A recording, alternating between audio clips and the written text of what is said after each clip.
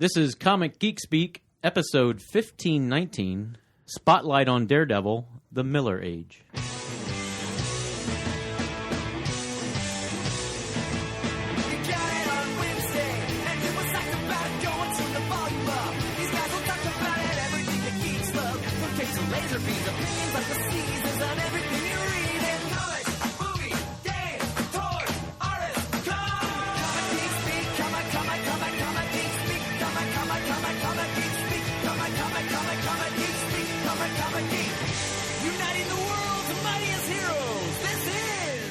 I'm Brian Chrisman. I'm Shane Kelly. I'm Adam Murdo. I'm Chris Eberly. I'm Kevin Moyer. And he's Kevin Moyer. Yes, I'm that guy. Conjunction, junction, what's your function? Welcome to the show, everybody. Welcome to another of our continuing series of spotlights on Daredevil for his 50th anniversary of his first publication in 1964. For this episode, Chris, I guess, and Kevin, we all sort of came up with the idea this is going to be the Miller Age. We made our own age up. Indeed. Instead of silver, bronze. He has his own age. That's exactly right. Deservedly so. Yes. So this episode will cover, I believe, issues of Daredevil from 158 to 191. Correct. As well as we'll touch on the Elektra book as well. We'll reference just Elektra Assassin, the Daredevil Love and War graphic novel by Miller and Bill Sienkiewicz. They also did Elektra Assassin. And we'll mention Born Again, but we're going to talk about that in more detail in the future. Yeah, we need to save that. Yeah. So the time frame for this is 1979 to about 82? 1982. Yes. Okay. Yeah. So, yeah, only a couple years, but 3 years of a lot going on. phenomenal. Pants, I have two things to say before we begin. You raised your hand very kindly. Yes. Sir. Go right ahead. First of all, I want to wish you, Pansy, a belated happy birthday. Oh, thank you very much. And as I listened to the last previous episode, Murd, I'll get you a soft cover anytime, baby. Wow, what kind of promise is that?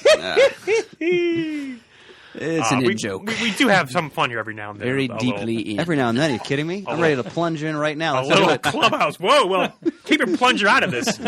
Shane. Wow. This episode is brought to you by the fine folks at InStockTrades.com. Go to InStockTrades.com for ordering trades and hardbacks. If you see it on the website, it is in stock. Currently, there's save 70% on select Marvel titles. There is 70% on select Dark Horse titles. And you get 2% extra on your orders if you click there for details. I always like going through the top 10 sellers. Number 10 is the Incal, Incal, I-N-C-A-L, hardcover volume 1, new printing. Number 9 is Lazarus hardcover, volume 1. The Thor, God of Thunder hardcover, volume 1 is number 8. Number 7 is the original Sin hardcover. Number 6 is Howard the Duck Omnibus. Yes. Get out. Alias Omnibus takes the number 5 spot. That's a new printing as well. Deadpool and Cable Omnibus is number 4. Number 3 is the Wake hardcover. That looks pretty good. I like that first issue. Saga Deluxe Edition hardcover volume 1 is number 2. And number 1 is the Fantastic Four by Hickman Omnibus volume 2. Whew. Wow, look at the omnibus taking up the Yeah, you're not kidding. domination of the top 10. So go to InStockTrades.com and order hardcovers and trades. Again, if it's on the website, it's in stock. I love their sales. Yes, absolutely. This episode of Comic Geek Speak is also brought to you by our newest sponsor, Comic Castle. Check out their website at comiccastle.com. They offer back-issue comics, action figures, and collectibles. Their back-issue comics do actually go as far back sometimes as the Silver Age. Their action figures, they, of course, have superhero figures, but Star Wars and Star Trek figures as well. And with their collectibles, they do have statues and busts, pop vinyl figures. So check them out. When you get your comics shipped, they ship $3.95 as a flat fee for as many comics as you can as you decide to order. And all orders of comics over $5 are shipped in a rigid cardboard box with the comics secured in bubble wrap inside. Anything else on the website that you order gets free shipping. Now, they're a small family business, so they means more attention to detail.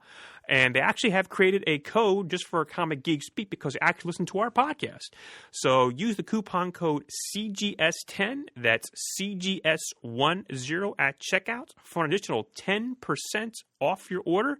They're adding new stock to inventory almost every day, so please check them out, comiccastle.com. All right, so yes, our own Miller Age is what this episode is going to be about with Daredevil. There may be some crossover into more of a Frank Miller spotlight because he's so very important. I was hoping to encourage that. Actually. Yeah, so okay, I have. So this is just going to be all over the place. Now, my question now, since Shane, Mert, and myself, I'm pretty sure weren't reading Daredevil at the time. I think, were you two gentlemen reading, Kevin and I'm pointing, Kevin and Chris in the studio, were you reading Daredevil at this time? I was. Okay. Yes, not. Well, there's a story behind it, but by the time we get into the latter part of his run, yes, I am. Okay. And then I went back and read the earlier stuff. So, what was your take on Frank Miller? Did he burst on the scene to you guys? Was he like, "Oh my God, this is something completely different"? What was your at that time your thoughts on Frank Kevin? Miller? Go ahead. For me, well, I obviously got introduced to his Daredevil because I used to buy all Spider-Man stuff, and I had the Spectacular Spider-Man 28 and 29, which is where he first drew Daredevil, and it stood out. It was different because you take this into consideration. In that run of Peter Parker's Spectacular Spider-Man, you're talking about like villains with the Hypno Hustler and things of that nature. You know what I mean? So when you get the 20, these two issues that he did the artwork for, and he didn't write, he did the artwork for him, but it was significantly, different, and I thought very cool. And it was unique because when I looked at how he drew Spider-Man and how he drew Daredevil, it was almost like natural. You know what I mean? It was like his Daredevil looked really cool. And Spider-Man looked good too. I used to look. When I started getting into Frank Miller, then like when he was doing he did some Spider-Man, Amazing Spider-Man annuals, Yes. and he was doing covers and all this stuff, and I really got into him. And obviously when he was doing his run on Daredevil, but his art for me, as somebody who came to comics as an art lover, yes, I really enjoyed his artwork. It was something that was, and it was very profound for me. It's something I fell in love with right away. And I was enjoying the stories that he wasn't writing. And then obviously when he took over as writer, it just, went on an animal of its own. So, yes. My first exposure to Frank Miller was in Daredevil, and I remember I was at a local indoor flea market, and I'm assuming with one of my parents, and they bought for me, and it was a very recent batch, so maybe it had only been out a year or less, Daredevil 181, The Death of Elektra. And so I was maybe 10 or 11 years old. My parents were liberal about what I could read and watch. I'd already seen The Godfather by this point and tons of other stuff. But so I opened this book, and I already knew Daredevil from Son of Origins, the first appearance, right. and issue 47 we've talked about. So I'd read a lot of his Bronze Age comics in back issue form. That comic, and we'll talk about this in more detail when we get there in the checklist, it completely blew me away. I had never seen violence like that in a comic book. And when I don't mean that negatively, I mean the way it was rendered. The combat scene between Bullseye and Elektra, I think, is a transformative moment in the way violence is portrayed in comic books, without question. And as a young kid, starting to move into the teen years, that just rocked my world. It blew me away. And when we get to that, I'm also going to talk about, because I didn't appreciate this until I was much older, how important Klaus Jansen is to all of this. And as I revisited this work, he does not get the credit he deserves, because a lot of the illustrations we're looking at, it's pretty much, Kevin, I'd say at least 75% Klaus Jansen. Would you agree with that? Especially as we get into the later run. In the latter run, obviously Miller was only doing breakdowns. He's doing breakdowns, so that's what I mean. So Jansen was doing finished art. He wasn't inking; he was doing finished art. So I don't know if I'd say 75%, because obviously, I think about it. Well, at least 50-50 minimum. I would totally agree with. I wouldn't say 75, but I could go 50-50, because I think for the amount of issues he did finished artwork on, equivocate, with him also doing the inking. Yeah. You know what I mean? I I totally agree with that. So I'm sorry. I was saying that's an interesting point. I want to just diverge for a minute. I'm a big fan of original comic book art and walk on some of the forums, and there was some debate about this, who did what, especially when pieces go up for auction, who did what for that. Mm-hmm. And in back issue 21, which you have in the CGS library, it's all about devils, Daredevil, Blue Devil, and other things. And there is a nice article where they talk about Frank Miller and Klaus Jansen's collaboration, who did what when, like you mentioned, breakdowns. There actually was a quote I found online from Klaus Jansen. Real quick, it says, just to set the record straight, though, Frank went to 8.5-inch by 11-inch breakdowns on issue 179, not 185. And he was doing breakdowns on the boards for a handful of issues before that. So, the collaboration, yes, clearly there is a lot of Klaus Jansen's took a lot of this. And again, it's above my pay grade, who inked what and pencil what, but it's a great debate, and it's very interesting, but this is a good spot to read more about in back issue 21. Well, back issues one of the top magazines out there. Yes. Yeah. I want to emphasize, I don't look at this as like a Lee Kirby controversy. I mean, Miller and Jansen both praise each other all the time. Oh, absolutely. But it's just interesting. It was for me, just reading a lot of these stories again and doing the research, I'd forgotten or just never realized when I was younger how important Jansen is. And like when you get to issue 190, where Elektra is, quote, resurrected, that a lot of that is Jansen. Yeah. Because I think Miller was doing so much work. I mean, one thing I totally forgot was by the age of 30, Frank Miller had already done this huge amount of transformative work in the comic book medium. Dark Knight Returns, Daredevil. Had he done Year One, Batman, or maybe shortly after that?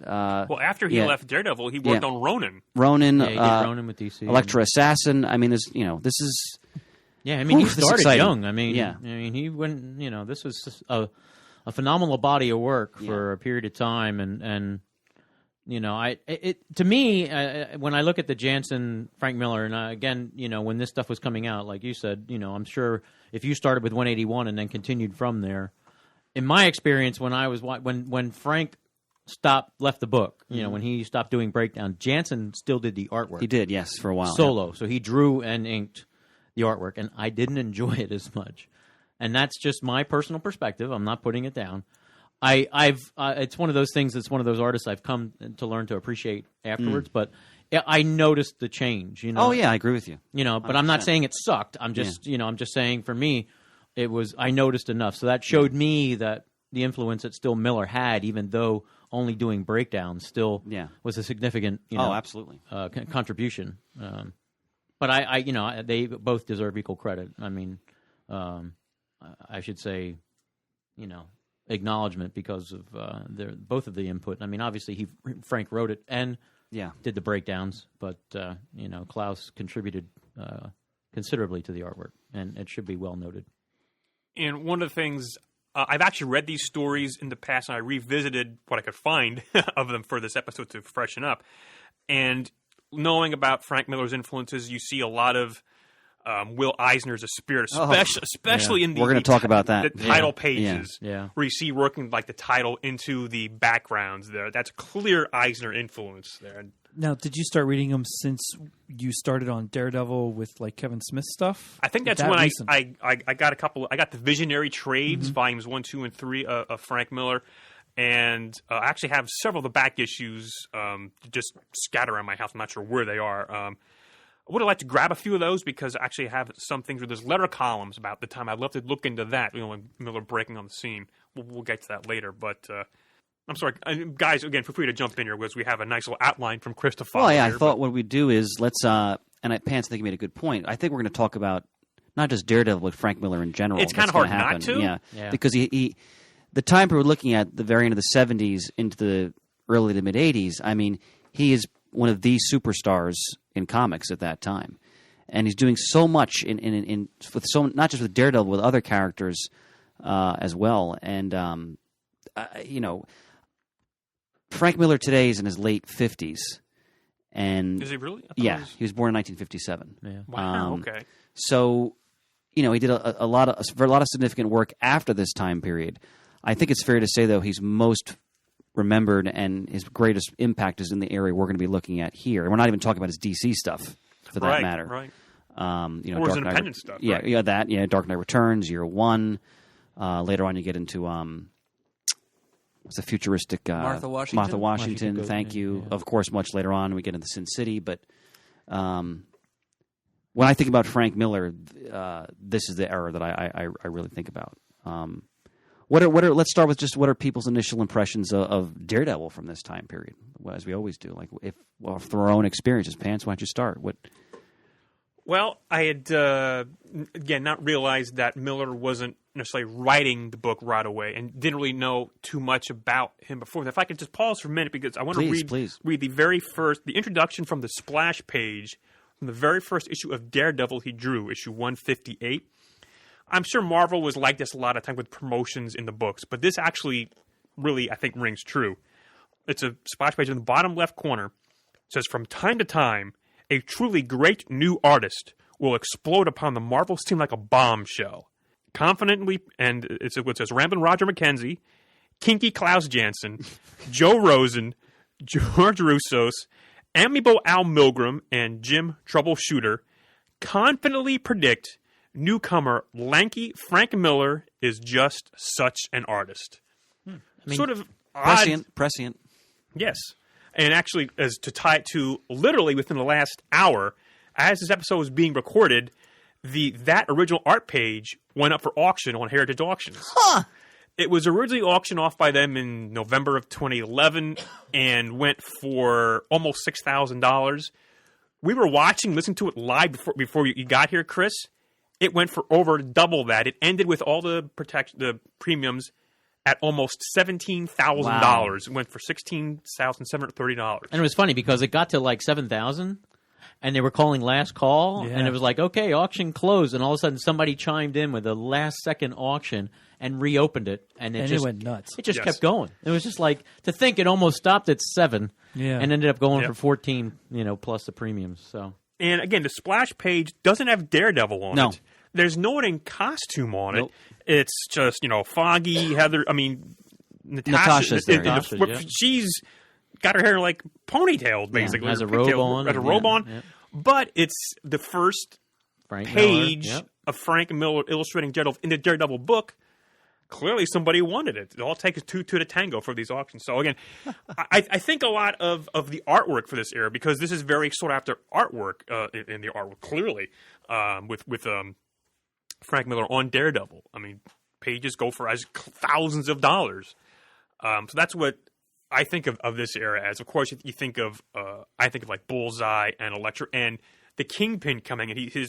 The first time I think we see Kingpin in Daredevil is this run here. We're going to talk about Miller completely transforms the Kingpin. Oh, absolutely. And his place in the Marvel Universe. Well, completely. and Yeah. Bullseye as well. Yeah. I Yeah, mean, absolutely. he really takes what has been before and just he puts his own spin on everything and creates this universe that is just so full and so rich, and characters you were already exposed to now have such depth. And, Absolutely. And it's just that's what's so compelling about this work is that these plots, and he had plots running behind that didn't come to fruition for issues, and everything seems so well thought out and so well produced, and that's what this and Munch and Sienkiewicz Moon Knight. This are the two books for me in this time period that were it. Completely influential and so profound. Oh, absolutely. That these books they just blew me away. I just fell in love with both of these, and it's just impacted me ever since. And there's just not much it's too much I can say about these things. But I love it. I love Frank Miller's take on Daredevil. It's just like, but peanut butter and jelly. They fit. It's so perfect together. It lends it. He loves. Frank has that noir, and like you said, with the spirit. Those type of influence. That's what he brings to this. So you got kind of a little bit of that superhero, but it's more of that crime noir that he brought into this book, which just is perfect. It's so perfect for this character. It fits so well. And to me, they were kind of real stories in a way, like with the storyline with the election, with the mayor election and everything that was going on behind the scenes. I mean, that stuff was, I don't know. I mean, to me, that was just, it was so fresh and so, and it added that element of realism to me. It was just, that was something that was really cool about it. And Here, sir. I love it. Shane? Now, Kingpin was primarily Spider-Man villain at that point? Oh, yeah. Yes. Okay. Since the Silver Age. Where was Bullseye before this? He was a Daredevil. Daredevil Bronze Age. Just always Daredevil. Yes. But he had only, up until 2, I think was his first appearance. We talked about in the last episode. yeah, I think we it was. in the last show we did. I mean, he had only appeared 3 times. 3 or 4, because there was that 2-parter in the TV studio, I Yeah, think. that And was then in there was the one before that 140s. where he attached the Daredevil to that ridiculous big crossbow. Yeah, And then So it before might have that been was his 4. first appearance. 3 or 4 times, yeah. But I mean, that's it. And they were just 2 single Yeah, just issues one and off 1 the- double, Yeah. and that was it. So he was just Marv Wolfman introduced him as a villain, and he's utilized a little bit. But spectacular. But Frank just explodes with him. I mean, just takes it and runs with it. Shane, what are your initial thoughts? Well, the only issue I've read is the one preparing for this is The Death of Elektra. I've never read any of it at all. Was that your first time reading that issue? Yeah. Yeah, it was. What's your impression? I'm curious because I mean, I took that issue and related it to when I first read G.I. Joe number 21 because there's a lot of silent panels in that issue Yes. that tell a great story with no words at all. And that that issue of G.I. Joe was the first one I read, and I thought, what the hell's wrong here? But the artwork is fantastic. I don't even know that I've ever looked at an issue was it Klaus Jansen who drew this? Or was Miller and Jansen. I don't know that I ever looked at any issues before that. I mean, I've paged through a couple trades here and there, but never looked at anything in depthly. But it was a lot of fun to read that issue. It was an experience because I had never done it before. I wasn't sure where everybody is because I asked Pants this if it's the end of or in the middle of a storyline. He said it was, so I'm kind of going in it just right in the middle of whatever, but I still got everything that was going on. It was interesting. Bullseye really had it out for Daredevil, and I think the artwork more than the words when those wordless pages came by really told the story very, very well for what Bullseye was trying to accomplish by getting Daredevil and getting Elektra. I had no idea the reason he was killing Elektra. It was such a simplistic, selfish thing. I thought it was grander than that. Not that it's still not powerful, but I was surprised that that's all it was. I mean, you figure. I mean, she was only introduced, 168. Yeah. 168, so 13 issues. Yeah. And she became a significant character in a short period of time. And this happened, and it blew the doors off. I mean, because something like this just didn't. It's not like Gwen Stacy came in, at issue 110 and got killed at That's a good 121. point. Yeah, that's a good You know what I point. mean? She was around for decades. Years, yeah.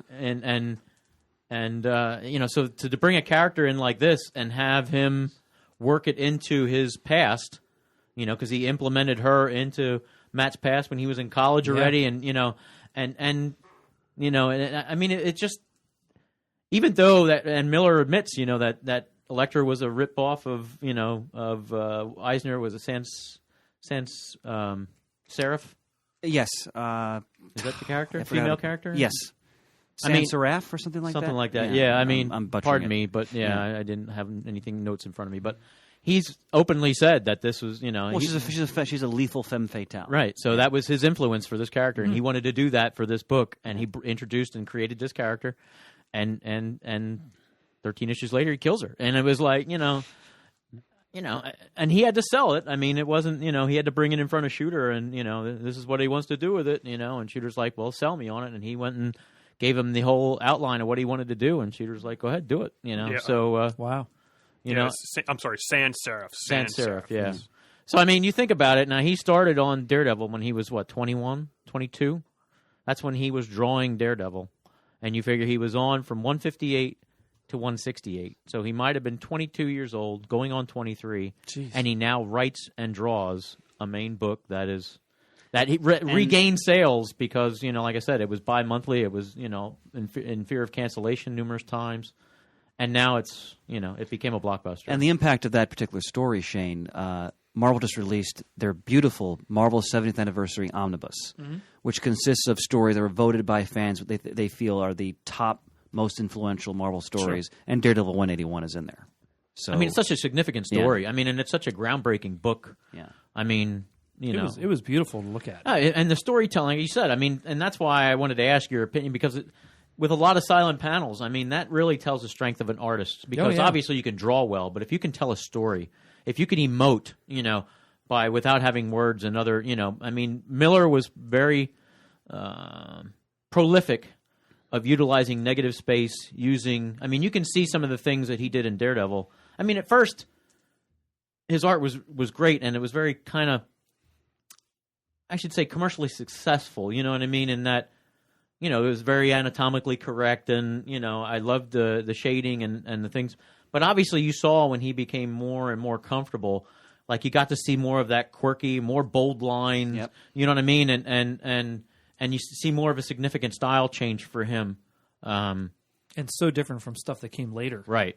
And that very noir, shadowy, gritty, he just blossomed on this. And that's what's, this, and that's why I compare it, I shouldn't say compare it, but it's emulate with me with Sienkiewicz on Moon Knight. It's like, you see these prolific artists start out and watch them blossom as artists. By the time Sienkiewicz left Moon Knight, I mean, his storytelling just blew my doors off. And same thing with Miller. And that's what, not only can they draw very well, but storytellers, they are just, these artists are so influential for me. And that's what I liked about Frank. There was just so much going on. And that issue was just, it blew me away. I mean, I was sold. I mean, that was like hook, line, and sinker. This is great. I want to see more.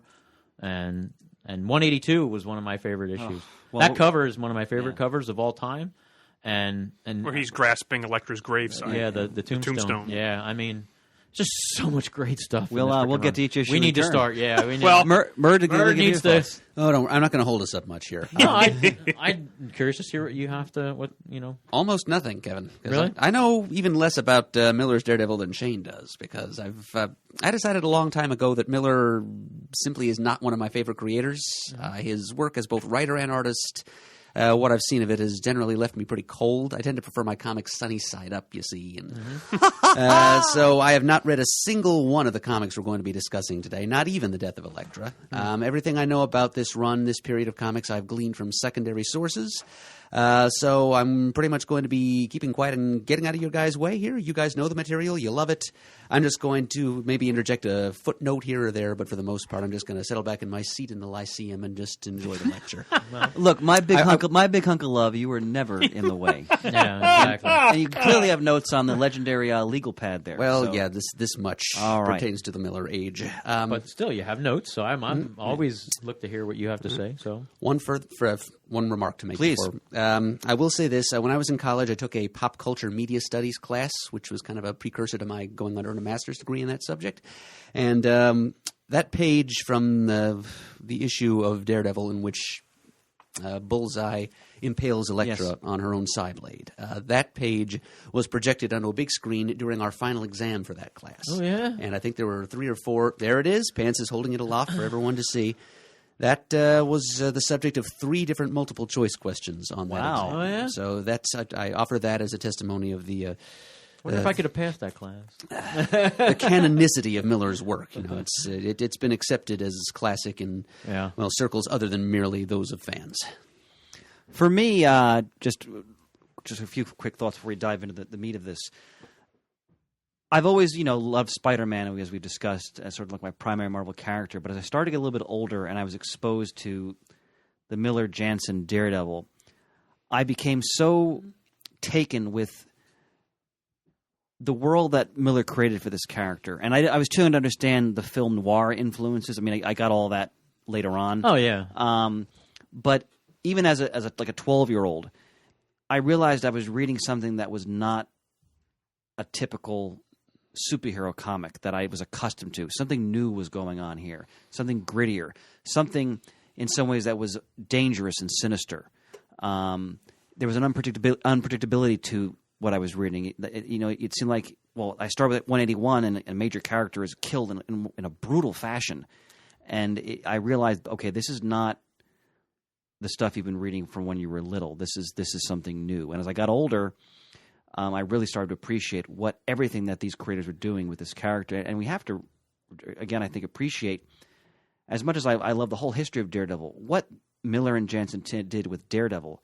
And really, when you think about it, along with other creators, what the impact they had on comics as a whole was so transformative when it came to bringing like a gritty, dark street perspective to books. And as we talk about Miller, like some of his other work, like Elektra Assassin, and also a very dark, edgy, satirical approach to what was going on as well. And I read almost all these stories in my omnibuses here just in the past week to refresh. I hadn't read some of them in years. And boy, does this stuff still hold up. And without this, you don't have Brian Michael Bendis' run, which is phenomenal. You don't have Ed Brubaker's run. You don't have what Kevin Smith did. It's all here. And yet at the same time, and this is what I always admire and appreciate, Miller didn't discard all of Daredevil's history up to this point. No. It's all still there. Yeah. A lot of like Gladiator is there and all those villains, but they're just interpreted in a different way. And it's masterful. So it's building upon what's already established. Yeah. Not like him taking it and just giving his whole new interpretation of everything. And that's the mark of a great creator as far as he took everything that was laid before him, picked out what he thought was what he wanted to play with, and made it shine. And I'm like you, Chris. Like, from as long as I can remember up until 79 and 80, Spider-Man was my character. Yeah. There was, that's all Spider-Man was everything to me. And then when those two books came out, I was like, it just totally flipped me on my ear. And I was like, it's just a different level. And not that Spider-Man was a kid's book, what I mean? It's just a different tone, too. Yeah, it's completely, and that, Moon Knight has his own unique macabre, kind of thing. And this was the gritty noir. And like I said, I never got the noir thing. I never read a noir book before, I get introduced to this. But now I understand and appreciate more to it than... And to add to the last thing I'll say before we plunge in is you start to realize as a reader of this that Miller is playing with the fact that Matt Murdock is unstable and that there is a mental toll to what he's doing as both a hero and a costume and then as a lawyer.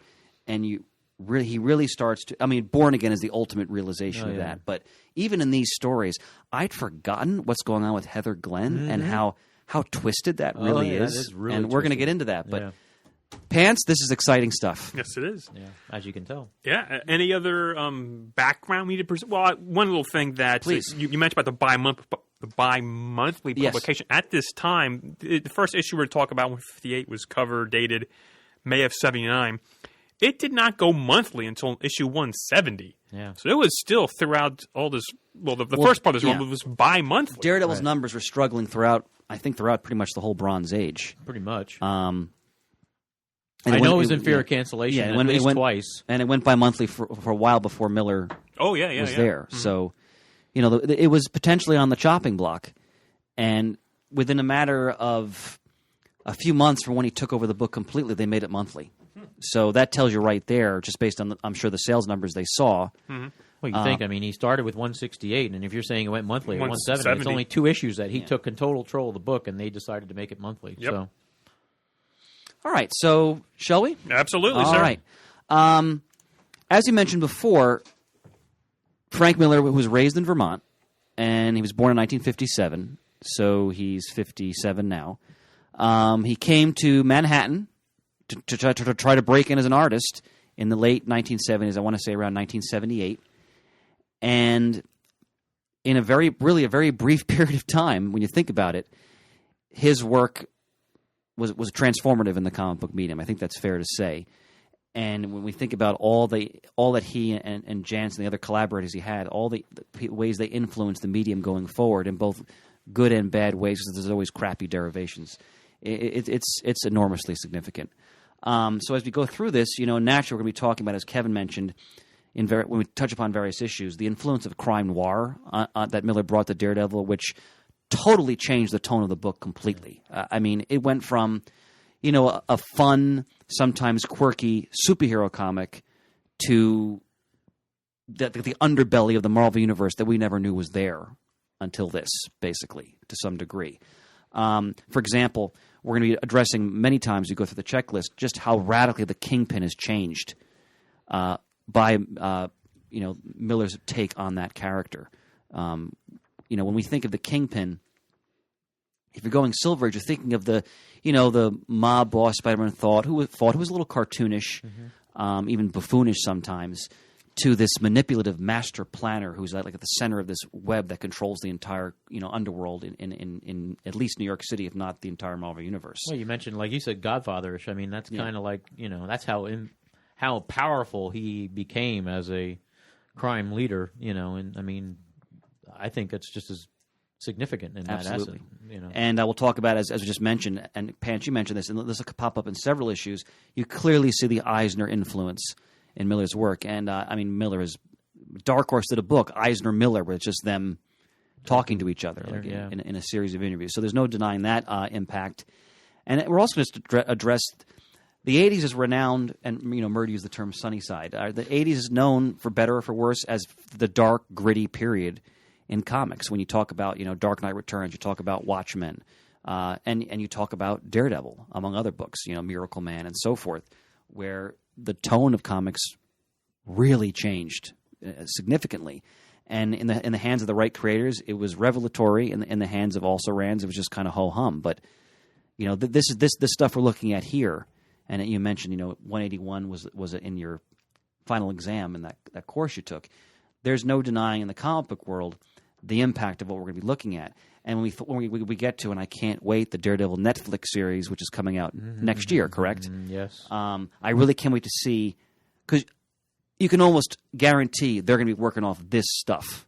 And I'm interested to see how they interpret it. Well, I think what they've already kind of tipped their hat to is that they've really, really, really, I think their main influence is Frank's Man Without Fear story. Okay, which we'll talk about when we get to the 1990s. Yeah, we'll get that which is a later. classic. But I mean, again, and that's another touch on it. But the thing that I say is, like with this is before Watchmen. This is before That's Dark true. Knight. This is years before those things came out. Yeah. So to me, this is kind of like the groundbreaker. This, in my experience, this is the forefront of these types of books that then followed this. And I'm not saying it's because of this, but I'm just saying this is a forerunner. No, it's definitely in the vanguard. Yeah. And when you think about it, Marvel, I won't pretend to know the politics of the time, but Marvel, commend Shooter for believing in Miller and giving him because an editor can be so suffocating. Yeah. And can really, dilute the creativity if it's the wrong dynamic. But he clearly saw something in Miller, like what Pants read of the opening page, right? Yeah. I mean, they didn't do that for every artist to appear Yeah, the first time. no. So, Shooter must have seen something in this young man, and he let him run with it. And when you think about it, like Daredevil 181, comics are starting to get more violent as you get into the early 80s, but that was wow. Yeah. And again, I'm someone who, so when I read that book, I read it after it had come out, maybe even a year or so after. I'd read all the Marvel books and DC and G.I. Joe and Star Wars and so forth. I'd never seen anything like that before. So we can't undersell the significance of this. And as I said, we're going to be looking at Daredevil issues 158, Miller's first penciling work, where the often overlooked and underrated Roger McKenzie is scripting. And then we're going to go up to 191, which is Miller's last issue on that first run of Daredevil that he did. And I read a quote from him that he considers 191 one of his favorite issues of that entire run. So we're certainly going to look at that. So he doesn't distance himself from his Daredevil work in favor of his later things.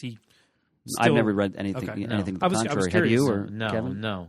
The only thing that I know that he has contention with Marvel is that, he killed Elektra. He obviously wrote the story where she was resurrected. So he can't say that right here. So that happened at the end. That happened in issue 190. Yeah. 191 was his last. But then he did the Elektra Lives Again graphic Which is novel. like a what if now, basically. But to him, that was canon. It was canon, yes. And he had the agreement with Marvel that was canon, and that what transpires in that graphic novel is just as canon as what happened in his run from 158 to 191. And part of that somewhat agreement was that Elektra stay dead. and that's how it ends. That's how we agree. Well, obviously, that didn't happen. So that's his contention. That's his only contention that I've ever heard. I've heard that too. Yeah. In regards to this body of work, is that the whole that Elektra should never have been used, post Elektra Lives Again original graphic novel. But again, it's a business, and Elektra was such a popular character right out of the gate. I mean, yeah, great. She was phenomenal and very pertinent in this storyline, significant. But to me, she's like a Hulk or other characters that, on their own, they're just not. You know what I mean? It's like for them to have their own series. It's hard for them to hold their own on as a they play well with others. You know what I mean? It's like they play off of others very well. To me, that's when they're strongest. So like a character like Elektra, great. I love her. She's a great character. But every series they've tried to produce, including the one that's out now, they're interesting, but it just never. It never reaches, I've read the new one. Pants, you're a big fan of the new Elektra series, aren't I you? do enjoy it very much. Yeah. I read the first I haven't read it 5-issue arc. I like it better than the last series that they did with Elektra, this new one. Mm-hmm. I enjoy it more than the last one as well. I mean, the last one, they started out kind of decent, but then it just went haywire, and that Mike, the one with, I forget who wrote it, but Mike Deodato Jr. did the artwork on it. That one, too, was kind of... Oh, I thought that one was dreadful. It was. I remember That's that what one, I'm saying. yeah. I mean, that one, but then after that one was the one where Greg Horn was doing all the covers. You know what I mean? Yeah. Bendis wrote some of those. Yeah, I and think. we started the first 6 issues, and it just never took off. I mean, So this, I agree that this newest one is probably by far the best one. As far as being a fan of Elektra is concerned, but it just to me, she's never reached the height as she was in this book, in this run of books. Well, which we're going to be looking at in detail. Just to get a little bit more background about where Miller is at this point. So he arrives in New York City in the late 70s, and based on what I read, he initially picked up a few jobs with Gold Key, and then he moved on to DC. And again, from what I read, apparently Vince Colletta, who we all know is a controversial inker from the Marvel bullpen, Boy. Yeah. he was working at DC at that point, and apparently saw something in Miller's work. Because Miller just kind of walked in off the street and said, I'm looking for work as far as I can tell. I mean... the comic book world didn't have the size and the multimedia. It wasn't superstar status. Or nothing like that was really in existence yet. So, and Colletta got him some work, but he was only there briefly. And I think he did some weird war tales, if I remember correctly. And weird. He did a Twilight Zone issue, according to comic book. That's TV, Gold Twilight Key, Zone yeah. issue. Yeah. Weird war tales. There's an issue with John Carter, Warlord of Mars, and then Spectacular, and then into Daredevil. So his first job at penciling at Marvel, this is about 1978, was John Carter, Warlord of Mars, number 18. So he had his first penciling job for Marvel in that short-lived series. And the John Carter series, there's a Marvel omnibus that's out there of that, if you want to catch that. And then he did fill-ins, he did covers. Any new artist, they kind of throw different things at them. And then as we mentioned, he landed the 2-issue spot on Spectacular Spider-Man's number 27 and 28. That was written by Bill Mantlo. I want to say Frank Springer inked. I'm not positive on that. I think he did at least one of them. Yeah, and that's Miller's first rendering of the character Daredevil. And as we joked before, this features the the Masked Marauder. Yeah. I don't know why my microphone's not working there, but Masked Marauder. Yeah. Frank Farnham, right? Yes, Yes, that's the guy. And the guy who wears a drape over his face and shoots an I-beam out of it. And I remember when I was a kid, as Miller started to take off as an artist, Marvel did one of their deluxe edition reprints where they had the Baxter paper. Yeah. And they collected those 2 issues with some additional material. And it was $2 or something like that. I remember my parents got it for me. And that was also one of my first experiences of Frank Miller. I may not have even realized it yet at the time because it was Spider-Man and Daredevil, which I thought was cool. Mm-hmm. But I remember the significance of that story was that Spider-Man is temporarily blinded by Farnham's I-beam, and Daredevil and Peter Parker, Matt Murdock don't know who each other is yet at that point, and because of course they do later. And Daredevil's trying to help Peter adjust to his blindness. I mean, eventually it goes away, and clearly Miller made enough of an impact that he went to Shooter and he said, I want to draw Daredevil. And, again, it's a low-selling book, so they're probably more open to someone experimenting. And Shooter gave him the gig. And we're going to go from there. So he was teamed up with Roger McKenzie, who had done a lot of work, horror comics, like I think stuff from Creepy, Eerie, things like that from Warren. Well, he was the current writer of Daredevil for a He while. was the current writer, yep. Yes. And I don't know much about McKenzie. I couldn't find much about him online beyond credits he'd done, but I think the guy sometimes gets a bad rap. He was not a bad writer, in my opinion, and I thought he did solid work on the title. I remember you mentioning in the last episode, Kevin, how McKenzie brought more of a darker, edgier tone. He changed the tone of the book, and I think for the good. Yeah, to Daredevil. So, his contribution should not be undersold here. Now, almost right off the bat, you can tell as Miller starts to render the character, and especially when he begins writing the character, the tone of Daredevil begins to change. Even in issue 158, it's still very much, situated in Daredevil's history and everything that happened before, and the Black Widow and Deathstalker and so forth.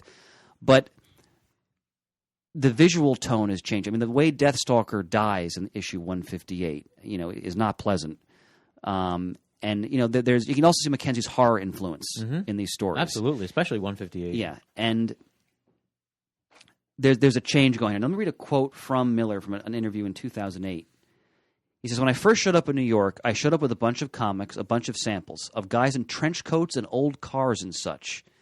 Comic editor said, 'Where are the guys in tights?' And I had to learn how to do it. But as soon as a title came along, when Gene Colan left Daredevil, I realized it was my secret in to do crime comics with a superhero in them. And so I lobbied for the title and got it." So, and I think that's very apt, that quote there, because crime comics with a superhero in them. And that's really what, if you want to break it down, that's what this is, all right? It's Daredevil, it's his world, but it is a totally different change in how that world has been portrayed up to this point. It's still the Marvel Universe, but it's not your daddy's Marvel Universe. It's not shiny. It's not the next evolution. Yeah, and I love all of that stuff, of course, but this is very different tone. As Murd say, this is not Sunny Side Up at all, okay?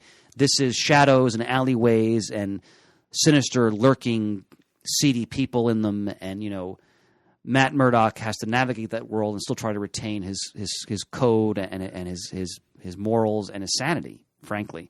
And as we get into the Bullseye, for example, you have Murdock struggling with, should I let this guy live? Because this guy is a homicidal maniac, basically.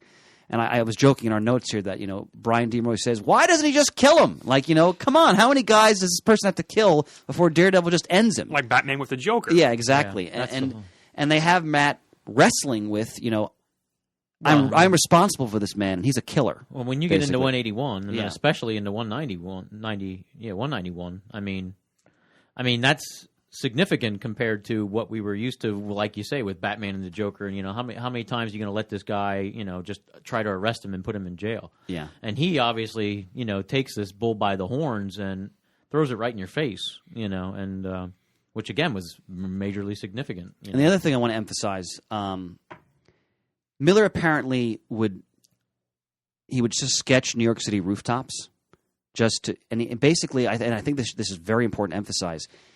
He made Manhattan a central player in these Daredevil stories in terms of the atmosphere that was lent to it, and the sewers, the stories that take place in the sewers, the pipes, the rooftops, the shadows, the alleys, Josie's bar, where Daredevil goes to talk to to stoolies and pigeons and to try to roust out whoever he needs information from. And the joke is poor Josie has her window broken multiple times a week because bodies are thrown through it and so forth. The water towers. Yeah, the water towers.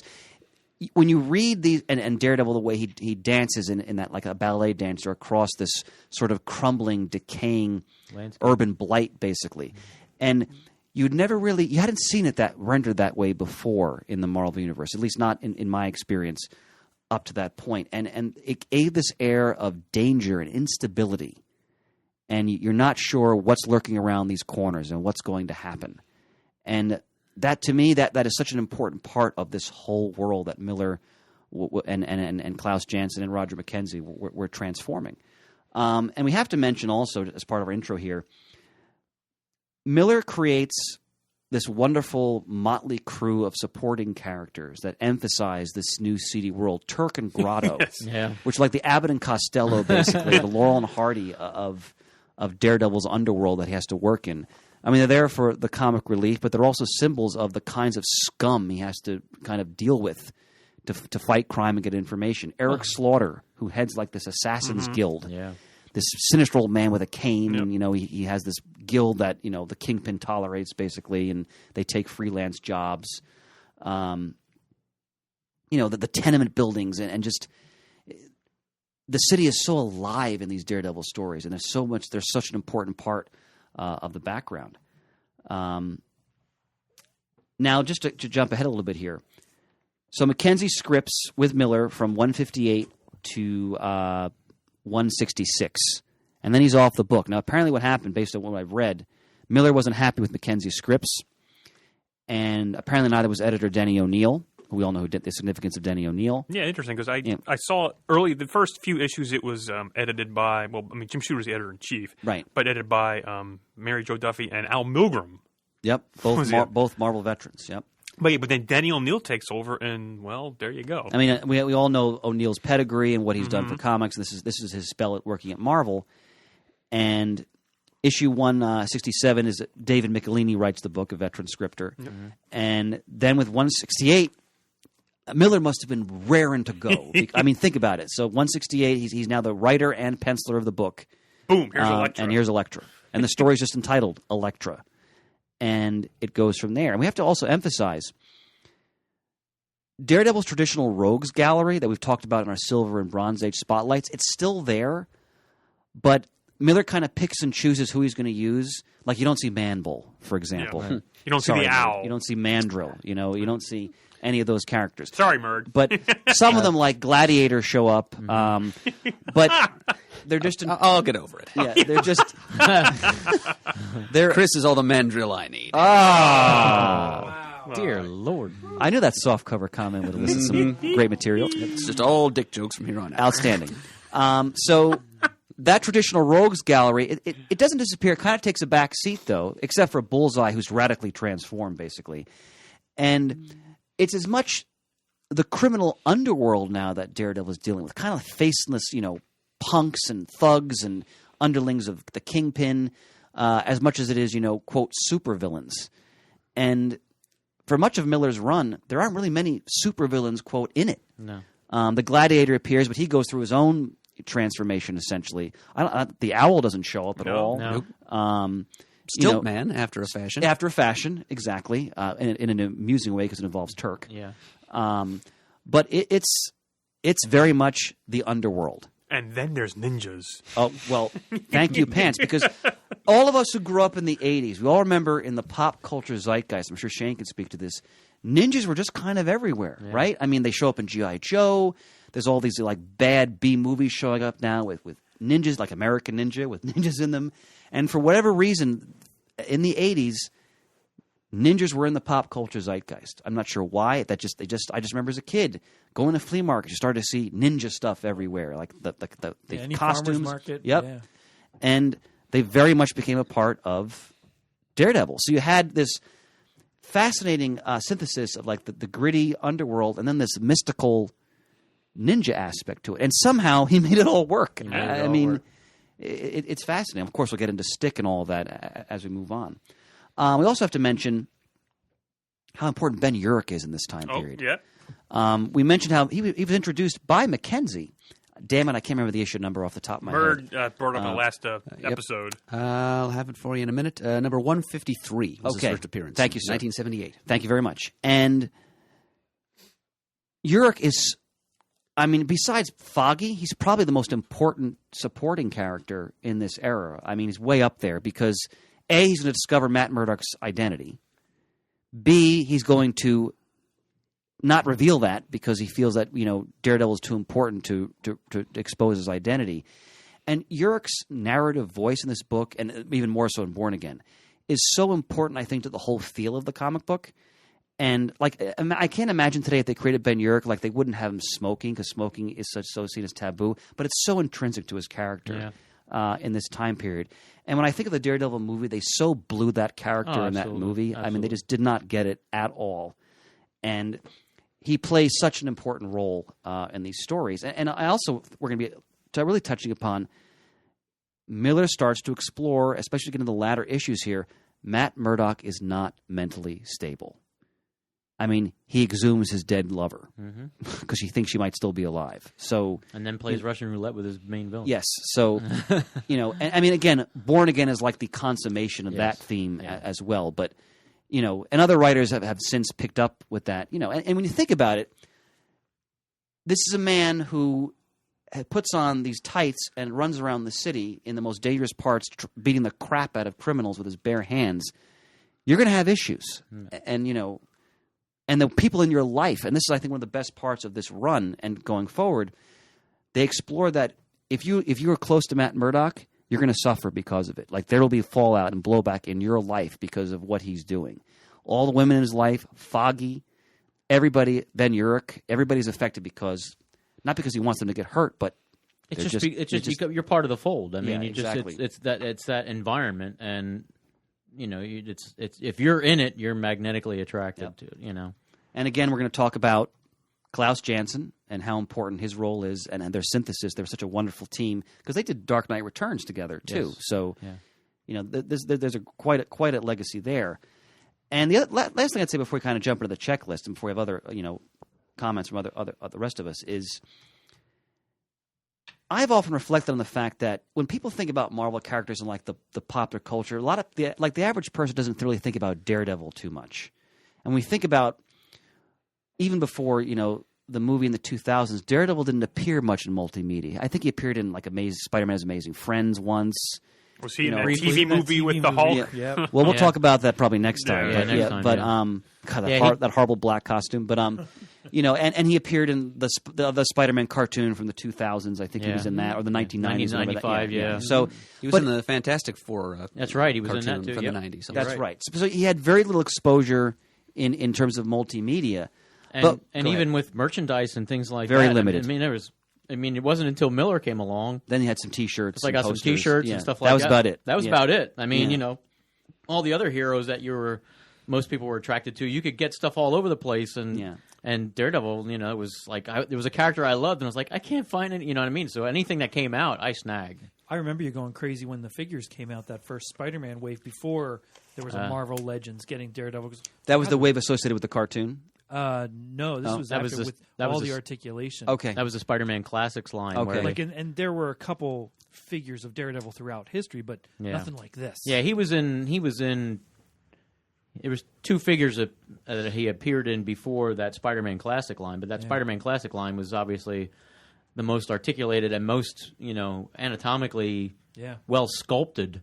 And then the thing that was is that they did the red figure, but then they had the limited yellow costume, which was virtually impossible to get. And I have a whole story behind that, but we'll get to that later too.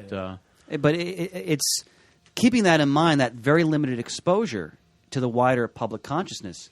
What I find amazing is, many would not say Daredevil is an A-list hero in the Marvel Universe, but his series, in terms of inspiration and impact on fans and other creators, I think ranks at the top of all of the Marvel titles. When you think of what Miller did and Jansen, and then after that, Brian Michael Bendis and Ed Brubaker, and what Mark Waid is doing right now. I mean, Daredevil is one of the most distinguished, I think, creative legacies of any of the Marvel characters. And when you think about the impact he's had and all the great work that's come out of this character. So, and I think a lot of that really starts here. And not to demean the Silver or the Bronze Age, because, I mean, they did so much great work in that. It's a testament to the endurance of this character. They could totally change the tone, and it was just as great, if not better. Well, and the thing is, we touched upon it last episode, and it seemed like Daredevil never really had a true direction. They were always trying to find the strength in the character. They've tried so many different things, tried to approach different things, and nothing ever really soundly you had little snippets, you had little windows, which obviously kept the character going, but nothing that really stuck. It's never and this stuck. Oh yeah. This is the ultimate platform that it finally so rested upon, which it needed, because otherwise, without this, I think Daredevil would have been Might have petered out. somewhat history, as a character, and only appeared every so often until maybe somebody else might have done something. But even then, I don't, and again, you're presuming, but the significance, would have been in the level of this grandeur, So I mean, this gave the character a solid base and a solid foundation, and it was. Again, it fit. The character fit perfect into what his approach was and how it was, and it just worked. I mean, Other comments from our esteemed brothers in arms Well, with the checklist? Ben Urich's as the reporter, Yes. and finding out Daredevil's identity, was that his purpose? His beat was to find Daredevil. Well, they established him as a long-standing, like city beat reporter for the Daily Bugle, who you get the sense from like the caption box or the description of him that up to this point his career was solid but kind of unremarkable, and then he put two and two together, and he realized that I'm sitting on a Pulitzer Prize here. but it took quite a few issues. Yeah, for they him. played It wasn't it out like he just over figured it several out issues. one. Yeah, Okay. but I mean that was his purpose in these first issues, is that he was. trying to find investigating, and and then obviously, well, we'll talk about it when we get to the issues. But yeah, then he finds out, and then obviously the next dilemma is like, so you're sitting on this gold mine, you're sitting on your Pulitzer, and then you have this whole so we'll get to that. But yeah, his purpose in these first, was it 158 to 163, 64, or is him, and being like the investigative reporter and kind of catching a glimpse at something, and then it drives him, motivates him to really dig around and try to figure things out. I got a couple of things. Sure. When I was rereading this stuff, I know we mentioned in the last episode that Heather Glenn. Heather Graham. Quite a crossover Graham. there. Boy, I'm sorry. Fine actor. But Heather Glenn, Boogie Nights. oh my goodness, Austin Powers. Roller Girl knows who who Daredevil is. No, Matt is Daredevil. Yes. Did Foggy not know that during this time? Well, here's the funny thing about Foggy. Foggy His so aptly named. Foggy is clueless about this until, like, the Bendis run, Yeah. right? He doesn't find out until the 2000s Yeah. that Matt Murdock is Daredevil. I didn't know that. And they He have- never knew yeah. Matt was Daredevil. By they- then, half the world knows. Yeah, so. and they even have and they even have excerpt like little blurbs, like thought balloons or word balloons in this Miller stuff where Foggy's saying, geez, Matt just kind of disappears. I wonder where he goes. I'm like, Foggy. Foggy. I mean, I'm telling you, he's so aptly named. Yeah, he doesn't know for years, Wow, Pants, for okay. years. And then the other thing, when I read, a lot of Batman issues, they don't mention in like every couple so often, that his parents were killed. They don't, put that down your throat. But in this run of Daredevil, I saw several times they mentioned, I was blinded at a young age, and they kept going over his origin. It seemed like every 5 or 6 issues. That's a very Marvel of technique. of okay. that time Okay, I period. just to took me out a refresh little for bit. if there's a new reader, Yeah. okay. right? They want to, and you're right. You see that. Well, and again, you look at how the title was struggling, and then it seemed to gain a resurgence when Mackenzie and Miller, did their collaboration. Yeah. And then when Miller took over, it obviously gained a much larger surge. So, you think you're drawing in new readers. So that was their way of, kind of keeping you up to date, so to speak. If you were a new reader or whatever. That's like, in every X-Men story, Wolverine constantly repeating, I'm the best there is at what I do, Okay. and that type of thing. So, Okay, well, I think it's interesting to also note that we've been talking for an hour and haven't even gotten to the issues yet. There's just and I mean that in a good thing. There's Yeah. just so Yeah. much. It's so significant. Thank you. Yes.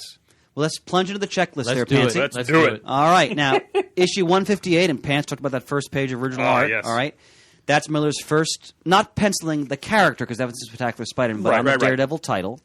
It's Roger McKenzie scripting. And now they bring in, sort of a holdover major villain from Daredevil's Bronze Age, which is the Deathstalker. This is the late 1970s. And the Deathstalker, who used to be the Exterminator, which Murd has talked about in the past, he was caught in some limbo dimension with the Exterminator, so he's like kind of shifting he's like a ethereal figure. Yeah. And he has like this death touch. And because he can phase. yeah, that's right. He can phase in and out. And he and Daredevil, they fought several times in the Bronze Age. And this is kind of like their climactic battle. He's attacked Daredevil's like loved ones and the Black Widow, and the Black Widow and Daredevil are not together at this point. That should be also emphasized. He's with Heather Glenn. I'll never get that one. We'll talk about that later. But Natasha's still in his life, and Becky is secretary, and Foggy's fiance, Debbie Harris. Debbie Harris. Thank you, sir. So they end up fighting, and the Deathstalker had recruited some of the Annie men.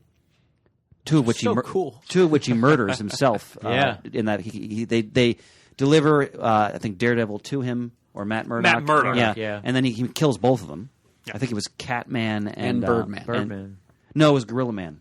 Was it? Really? Yeah, Birdman was left behind at the Black Widow. I think defeats him. Oh. Yeah.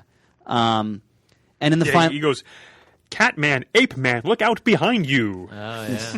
Ape Man. Thank you, sir. Dutch. And in this final battle, Deathstalker's insane from the physical condition he's in. And he's lunging for Daredevil, and he phases into a tombstone, but then he loses control, and then he becomes solid again. And it's not a pleasant death. I mean, he dies entombed halfway through this tombstone. The title of the story is A Grave Mistake. Well done, sir. He was a madman, an insane, inhuman murderer. He brought death to everyone he touched, and it finally caught up with him. But I like you said before, I think that it really you felt that kind of influence for that character with Roger McKenzie, with his take on the character, Absolutely. with his horror background and stuff. It was, and again, so I mean, you talk about Frank coming in and making a significant impact with his art, but again, I think credit goes to Roger McKenzie as well, because with these stories that he was scripting and the ideas he brought to the character, it just gave a really fresh new tone to the character. Absolutely. I couldn't agree more. Now, I should also mention that the Black Widow has returned to Matt's life in this time period because she really wants to rekindle their romance. And we're going to look at how Matt is actually going to reject her. And not her friendship, but, to return to their romantic past. Issues 159 through 162, I kind of lumped together. There's a lot of stuff kind of goes on in terms of overarching plot lines in that. First of all, as Kevin mentioned, in those issues, they plant seeds that you see Ben Urich starting to figure out. He's starting to put the pieces together that Matt Murdock is Daredevil. And there's different panels where they show him realizing certain things, and he's starting to put those pieces together, as I said. Now, in these stories, this is very Bullseye heavy, these stories. And now this is where Miller first gets his hands on Bullseye with McKenzie. And they're exploring the fact that Bullseye is so obsessed by the fact that he's never been able to defeat Daredevil. And Daredevil has beaten him, has humiliated him on television. Right? When they had that one battle.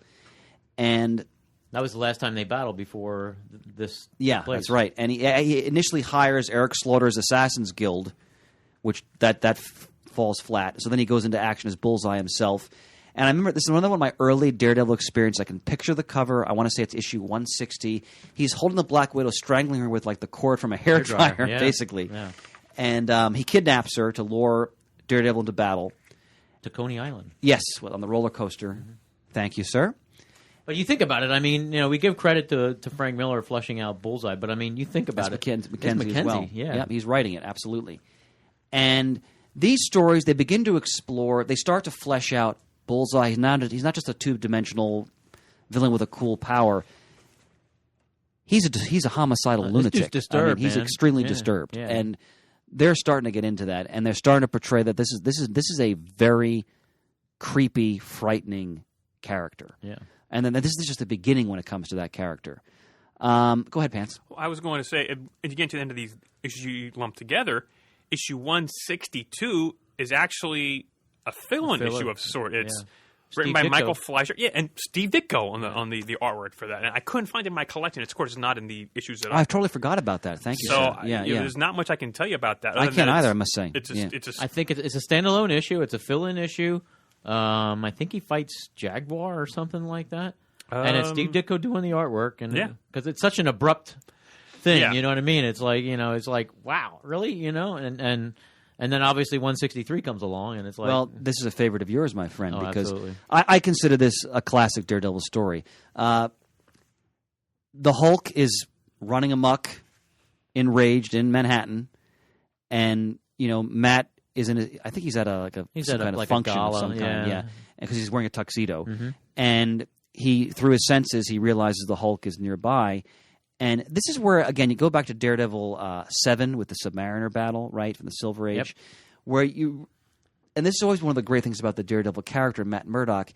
He is the man without fear because he's going to go out and try to calm down probably the most powerful creature walking the earth, essentially. And you think about it, I mean, granted, he's Daredevil. He has no superpowers, so to speak. But, I mean, you think in any other comic that this would have happened, they would have put on their costume and battled the Hulk. Yeah. His approach was to not. His approach was to get to him, try to calm him down, and stop the destruction without battling him. And initially it works because he does revert back to Bruce Banner, and Matt takes him back to his brownstone, and he's trying to help him. Yeah, he gives him a meal, gives him a place to sleep and rest, and then take the pressure off. And then Bruce tries to leave the city, but he makes the mistake of getting on the New York City subway system. We both made a mistake, haven't we? And the art is great because like one guy spills like coffee on him, and people are like nudging him, and one guy's blaring his boombox, and the stress starts to build, and he becomes the Hulk in the subway car, and he goes on a rampage. And then Daredevil does don his costume and tries to take him on, and he gets the living bejesus kicked out of him. Yeah. I mean, he ends up badly injured in the hospital. And he almost stops him again. Yes. Yeah. But it was because of the police. Yeah. Because he finally got to the Hulk. I mean, he battled the Hulk and got the Hulk to stop again. Yeah. And the Hulk's finally starting to listen to him. And the police shot at him. And he They fired at him, realizes that he's, the Hulk kind of assimilates. You think about it. You think Foggy can't do this, but the Hulk kind of, that he's, Daredevil's talking to him and trying to calm him down. And he kind of associates with what happened with Matt Murdock. And the Hulk starts to calm down. And it starts to, and then, you get the itchy finger of a policeman, and he fires and shoots the Hulk in the back of the head with a round, and that's like a fly stinging him, basically. Yeah, and it just pisses him off, and of course, guess who got? Yeah. And then in the next issue, 164. Sorry, go ahead, sir. One more thing in this issue. Again, I'm going to throw my art hat into the ring. The title splash page from this issue, of course, called Blind Alley. And it has a little bit of the incorporation, a little bit of Eisner-ish. But this page is actually right now up for auction on Comic Link. Oh, yeah? How much? This one is actually inked by Joe Rubenstein. Yeah, Joe Rubenstein. And now it's got about 2 weeks to go in the auction. Yeah? It's already at $3,400 with 40-some bids. Well, if I don't go to London next year. Well, again. Because I do. This issue was what, I ended up getting 181 before this issue. Me too, yeah. So 181 hooked me, and then I went back and then read, and then from 181 on, I've been a reader. But when I started getting the back issues, when I read this one, this solidified it for me. This is what made me go, I need all these issues now that Frank Miller did, and I need to read all these, and I can't wait to see what happens next, because this was so significant of a testament of the character that it just totally sold me on the character, and that's that this is now a character that I'm bonded to, and I want this character. I can understand that, because that particular issue really captures so much of the essence of Matt Murdock and who he is and why he's Daredevil. And also, like you said, with Daredevil too, because to go up against the Hulk, you're not Spider-Man, you're not Thor, you know what I mean? So here he is, like you said, with like Namor going up against him, and he doesn't stop. He's getting the shit pounded out of him, and he doesn't stop. He comes back. He keeps trying. And that's a testament to him as an individual. But it's just such a significant character building story. And once again, I always have to when I think about that theme, I have to go back to what is the Daredevil Bible, which is Born Again, and there's the great scene where he's so badly injured, he's in the gym hitting the bag, and he just says, "Never give up, ever," and that's the character. It is basically. Now, 164, Daredevil's in the hospital. Natasha's there with him, and the Avengers, and they have all the heroes come in. They all keep saying, the FF, Power Man, Iron Fist, Natasha, is there anything we can do to help?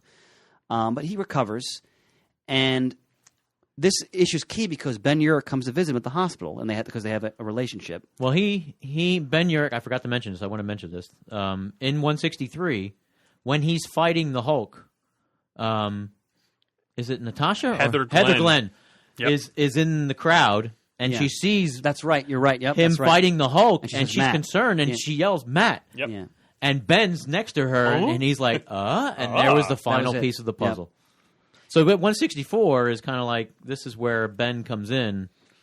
Yeah, and basically, it's also a way to recap Daredevil's origin. Exactly. Like I mentioned before, they had quite a lot. Because Matt, they already have established Matt has such respect for Ben Urich that when Urich confronts him with it, at first he tries to deny it. He goes, "No, I am Matt Murdock," and he tells him his whole. And this is the first time, because you mentioned this last time, where they show the actual isotope hitting him in the face. Right. Basically, it's like an actual radioactive isotope. And you wonder, is Ben going to reveal it or not? And then at the end, he burns all his notes. He says, which again says something so much about his character. And right there, that establishes how important their friendship's going to be. And Ben basically saying, you're too important to this city. I can't expose you. Right. Basically. Issue 165. Natasha wants to be back with Matt, and Matt rejects her for Heather Glenn. I don't know.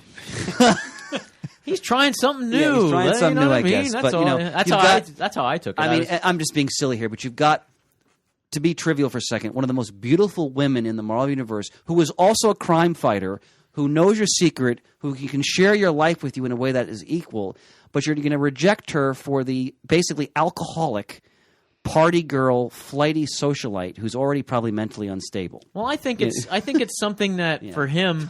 I mean, and love is blind. Yeah. It's good night, everybody. It's something. I think he tried something different. No, you're right. And I think people do that. Sure. Yeah, because I mean, obviously, he tried the thing with Natasha. And God bless him. I don't blame him one bit. But I think what Heather represented was the Matt Murdock side of Daredevil. No, I agree. You're right. And I think he tried. This is like silly. Him trying. Yeah, I know. But I'm just saying that's my rationale of it. That's how I perceived it. And I was like, this is him trying. Maybe instead of embracing the superhero relationship, let's try embracing, somewhat quote unquote normal. But I mean, obviously, Heather's not very normal. Not especially what happened to her father, which we talked about in the last episode. Right. But what I think you made a good point. I think you hit the nail on the head, actually, because in a lot of characters, they have that struggle where they try to balance the superheroic identity with their normal life. And even though it didn't work out that way, I think you're right. I think Heather, kind of like Karen Page would have if they had stayed together at that point, she represented that. But of course, as we mentioned, anyone who gets sucked into Matt Murdock's orbit, that means they're getting sucked into Daredevil's orbit. And it's probably not going to end well. Yeah. This issue he fights Dr. Octopus. Which, again, there goes to that theme of him pulling with Spider-Man's characters. You know? But it was fun. Oh, it's a great battle. Fun. And Heather actually helps him in that battle. So I don't mean to suggest... Because it was Glenn Industries where they fought. Right? I think he was trying to steal adamantium or something like that. Yeah, because he wanted to make arms of adamantium, wasn't he? Yeah. So I don't mean to say Heather's not an important character, because she's a very important character in this time period. Yes. Now, issue 166, Foggy finally marries his longtime love and kind of femme fatale, really, Deborah Harris. And Matt, of course, is almost late to the wedding, and he's got to bring the ring because he ends up having to fight the Gladiator, who, remember, the Gladiator goes back to the Silver Age. He has the buzzsaws on his wrists. Mm-hmm. He's deluded. He fancies himself like a gladiator from ancient Rome, and clearly not mentally stable. And Mackenzie and Miller flesh him out more as a character. Yes, absolutely. And his either social worker or probation officer, I forgot which, she's trying to get him to go the straight and narrow, and he goes on a rampage. He murders a security guard in some kind of museum, but ultimately Daredevil's able to stop him, and they're going to pursue more with him down the road. He actually becomes sort of a supporting character to some degree in the Daredevil story. Yeah, like a bit of a team up later on. Yeah, with Mr. Melvin Daredevil. Power. And now 166 is Mackenzie's last issue. He's then fired from the book. And you know what? I don't know what happened to him after that. I can't find information on if he did anything else in comics after that. He kind of vanishes. If anybody on the forums can help us out with that, because I'd love to know. I'd love to know, because I don't think he was not a bad writer. He just kind of gets overshadowed by the sheer monumental significance of all this. That's an understatement, I think, in my opinion. I mean, because when I first got into these issues, I focused on Frank Miller.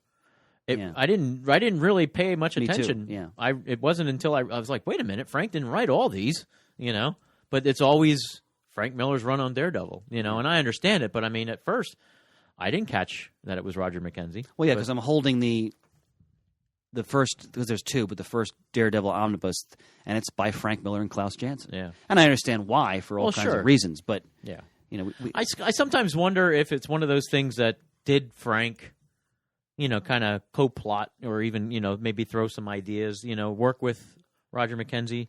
Well, in some of the last issues, he's noted as a co-plotter. Yeah, actually. so that's why I kind of think that, it's kind of, that Roger was writing and set the tone for the book and set up what was to come. Yeah. And then Frank and him worked together, and then obviously Frank, must have proposed what he had for an idea for the character to run with it, and they gave it to him, which, again, was very significant.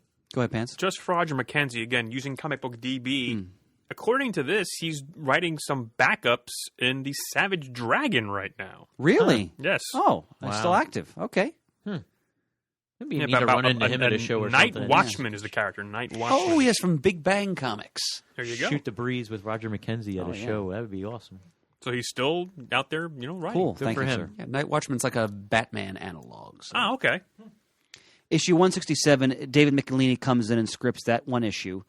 What I noted here, because I thought I'd forgotten about this, is this really cool backup feature in that story where Miller renders like a layout of Daredevil's entire brownstone, like his training room. I forgot that he had kind of like a mini museum with like those masks on the wall that he would use for atmosphere. It's very noir. He explains how his cane worked and the whole. It's a really cool couple page. Which kind of a It's called throwback to the old Silver Secret Age is called. stuff. Dark Secret is called. Thank you, sir. The Silver Age, because they used to do that Oh stuff. yeah, they sure did. You know what I mean? Yep. Ditko did it with Spider-Man, and, you just see that, like, how his web shooters work, and, how his webbing, different ways he can shoot his webbing. You know what I mean? That was all kind of cool I stuff. love those things. Yeah, I loved it, too. I mean, you used to see the breakdown of the Baxter building, see the whole Oh yeah, when cross-section. Kirby did that, Yeah, absolutely. you know what I mean? So to me, that's like a throwback to that kind of stuff. And that went through all the way to like G.I. Joe's cross section of the pit. And all kinds of stuff that happened. Batman's utility belt. Oh, I love those. Yeah, I love that cutaway stuff, too. That was fun. Before we get into the Elektra, Yes. just one thing I caught with regards to Frank Miller, with that one fill-in issue I mentioned of 160. Around that time, I didn't know this. He did the cover, Frank Miller did, to ROM #1. Yep. That's right. I forgot about that. Well He done, did a couple Pants. ROM Yeah, I'm covers. just amazed. Well, of course, at that time, it was bi-monthly Daredevil, so he had...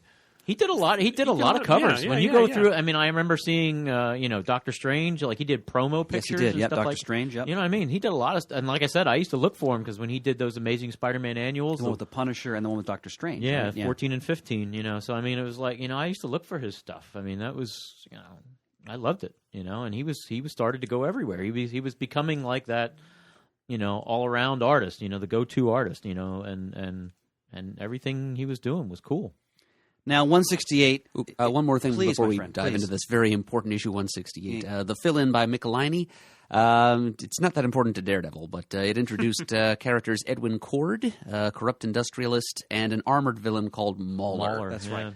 Now 168. Well, all right. This is a seismic shift for Daredevil. Miller does some amazing things here. First of all, as we mentioned earlier, he's clearly bringing his noir / sort of spirit influence into the book. He's creating a femme fatale for Daredevil. What he also does that I think is just as interesting, he really fleshes out Matt Murdock's college past, which you really didn't see much of at all. No. Beyond like issue 1, when he and Foggy are in school. And they really get into that in a lot more detail. And, you appreciate, like, Foggy shown as like the cheerful, bumbling, pal and so forth, wearing his moose antlers to his hazing ritual, for example. Yeah. But you really appreciate Matt as this young man who has been training his whole young life up to this point without his father knowing it. And just to see him use his powers that first time, I think he puts a scarf around Puts his a eyes. bandana around or his bandana, eyes, yeah. And It was a scarf. Yeah, I think you're right. and I love how he asks Elektra out, and she initially rejects him, and the implication is because you're blind.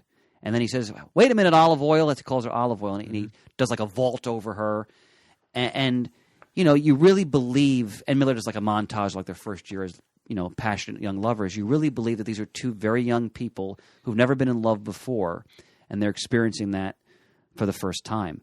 And the wonderful back and forth between like the seedy docks where he's battling Slaughter and his men, and then Elektra appears, and it's great femme fatale where at the end, they work together to defeat Slaughter's men, and she goes, "Matt, it is you." Well, and how he does that is that they're battling this guy and Hit him low, olive hit him oil. low, olive oil. Which he said back when her father was killed, Yeah. when he was taken hostage by terrorists. And you can see the surprised look on Elektra's Yeah. face, and then she realizes, that one issue was so powerful. yeah, It was. and For a character that was never around. no, Yep. yeah, exactly. I mean, and, to bring her in, not shoehorn her, but Yeah. cog her into the machination that was Daredevil, that is Daredevil. And she fits right in place. There's nothing he doesn't tear down or change. Not at all. Anything. He Not at adds all. to what's all been there. yeah. And by the end, I mean, it's almost like you're heartstrung with this character. Like, she's been around for all this time. When Matt realizes it's her early, and he says, "God, I haven't thought of her in years," and then the pain comes back, and even the emotion on her face. well, when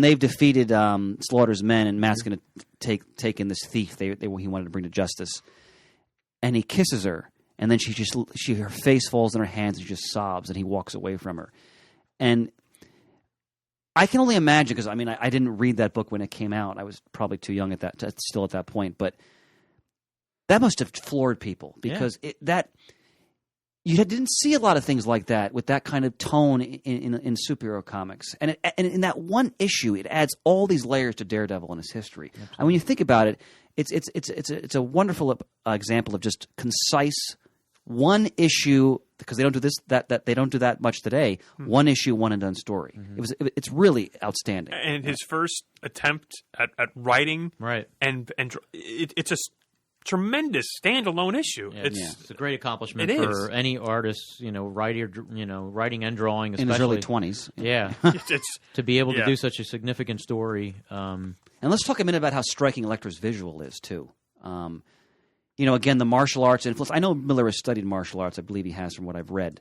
And swords and so forth. But to give her those size. Like, I'd never seen a weapon never like did that either. before. I mean, Never did either. I if mean, you knew again, more- all the things you've seen ninja-wise, it's either Yeah. shuriken or Yeah. katana, things of that nature. Yeah. But no, I've never seen all those ninjas using a sai. And obviously, people in the know would have known what that weapon was, but I had no idea. I didn't either. And just her costume. And obviously the way she's drawn, and I think Jansen does a lot with that. She's so beautiful. I mean, she's a Greek woman, those huge brown eyes, the long black hair. I'm interested to see who they have play Elektra in the Netflix series. I don't know who that's going to be. I but don't even know if she's going to be in it. Who knows? But she probably will at I some hope point. so. But I know Frank Miller's.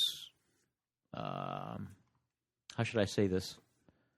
His model for Yeah. Elektra was his muse. Lisa Lyons, who was like one of the first like female fitness women bodybuilder women who she was attractive, and that was starting to be more kind of acceptable Mainstream in the 80s, and I remember seeing her in my teens, seeing some like photo shoots and stuff, and they were embracing kind of that aspect of the feminism and the bodybuilder aspect, but still making it glamorous, and she did stand out, and that's who he utilized as Interesting. his I didn't know that. model, so to speak, for Elektra. That's who he, fashioned her after.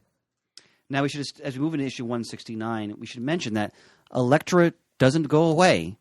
Miller starts to work her in as a subplot character, and then that's going to build, of course, over the next several issues. Hans, go I ahead. like the Good Evening New York with Tom Snide. Oh, that's a nice little example Yes. of the satire Miller brings into a lot of. You see a lot of that in Dark Knight Returns, for David example. Endocrine, yes. Yeah. Exactly. So- Yeah. Now, 169. Now, Bullseye really goes off the rails. Okay, Oh, so on the crazy train. yeah, you get this 2-page splash Oh, yes. where he's I think he's broken out of prison. He's escaped. Yeah.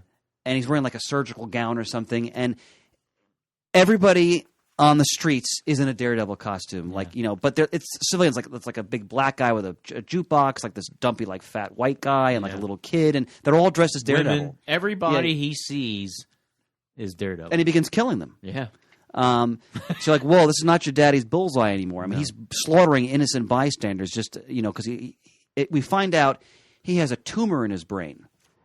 And granted, he was already Yeah, he was off the rocker. off to his begin- rocker, yeah. but now he's in agonizing pain. And he's so obsessed with the fact that he is never able to defeat Daredevil. And now he sees Daredevil everywhere.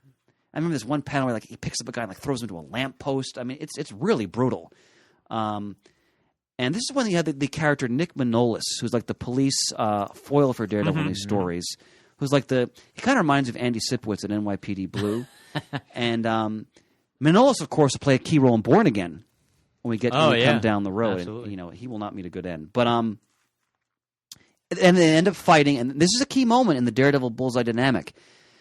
Daredevil, it's a brutal fight in the subway system. I remember this one scene where Daredevil like Mrs. Bullseye like punches a steel girder, and he's in agony, and ultimately Daredevil knocks him out. They're like strangling each other, but Daredevil prevails.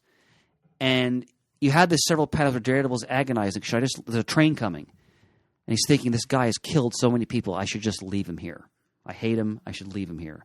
But then ultimately goes, I can't, and he pulls him out off the train tracks. And Bullseye will so hate him for doing that. Yeah.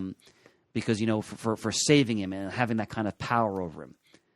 And I just have a little note here. If Brian Deemer were here, he'd be outraged that, like, why did he do that? Like, kill him, I remember when you guys were reviewing Shadowland, when that was out, where the possessed Daredevil does actually, quote, kill Bullseye. Right. Yeah. And Deemer was like, all right, it's about time, for God's sake. I mean, come on. But, Matt Murdock is such a principled lawyer. And that's the thing and about he feels Daredevil. The law has to take its course. Right. Basically. He has that thing going on, the inner conflict of him believing in the law. I mean, he always believed in the law. That's why he became a lawyer and wanted to utilize that to help people, but then still created this vigilante, and to kind of subsidize what couldn't be done in the legal form. So it's kind of a real moral conflict. Yeah. And obviously this is a reflection of that. And then I think, that he actually contemplated leaving it. He did. They have him thought balloons of him just I should leave him here. Which, obviously in other books it was just like that was never thought of. You know what I mean? It's just like you got to save him. I'm the hero. He's the villain. Yeah, got to get him, put him in jail. You know, so it's something that you see that little window. You start to see that glimpse of that. That Matt's like, I'll consider. Maybe that's just there's nothing that's you're not gonna rehabilitate this guy. Yeah, he's just maniacal. Now issue 1/7. At the end of the issue, the operations. He's better. And Manolis is saying to Daredevil, you should have left him there because he's going to kill again. And next time it'll be your fault. He says. And Matt will agonize in subsequent issues that he basically thinks to himself, Bullseye is now my responsibility. Right. Now, issue 170 is very important because the Kingpin now appears in Daredevil.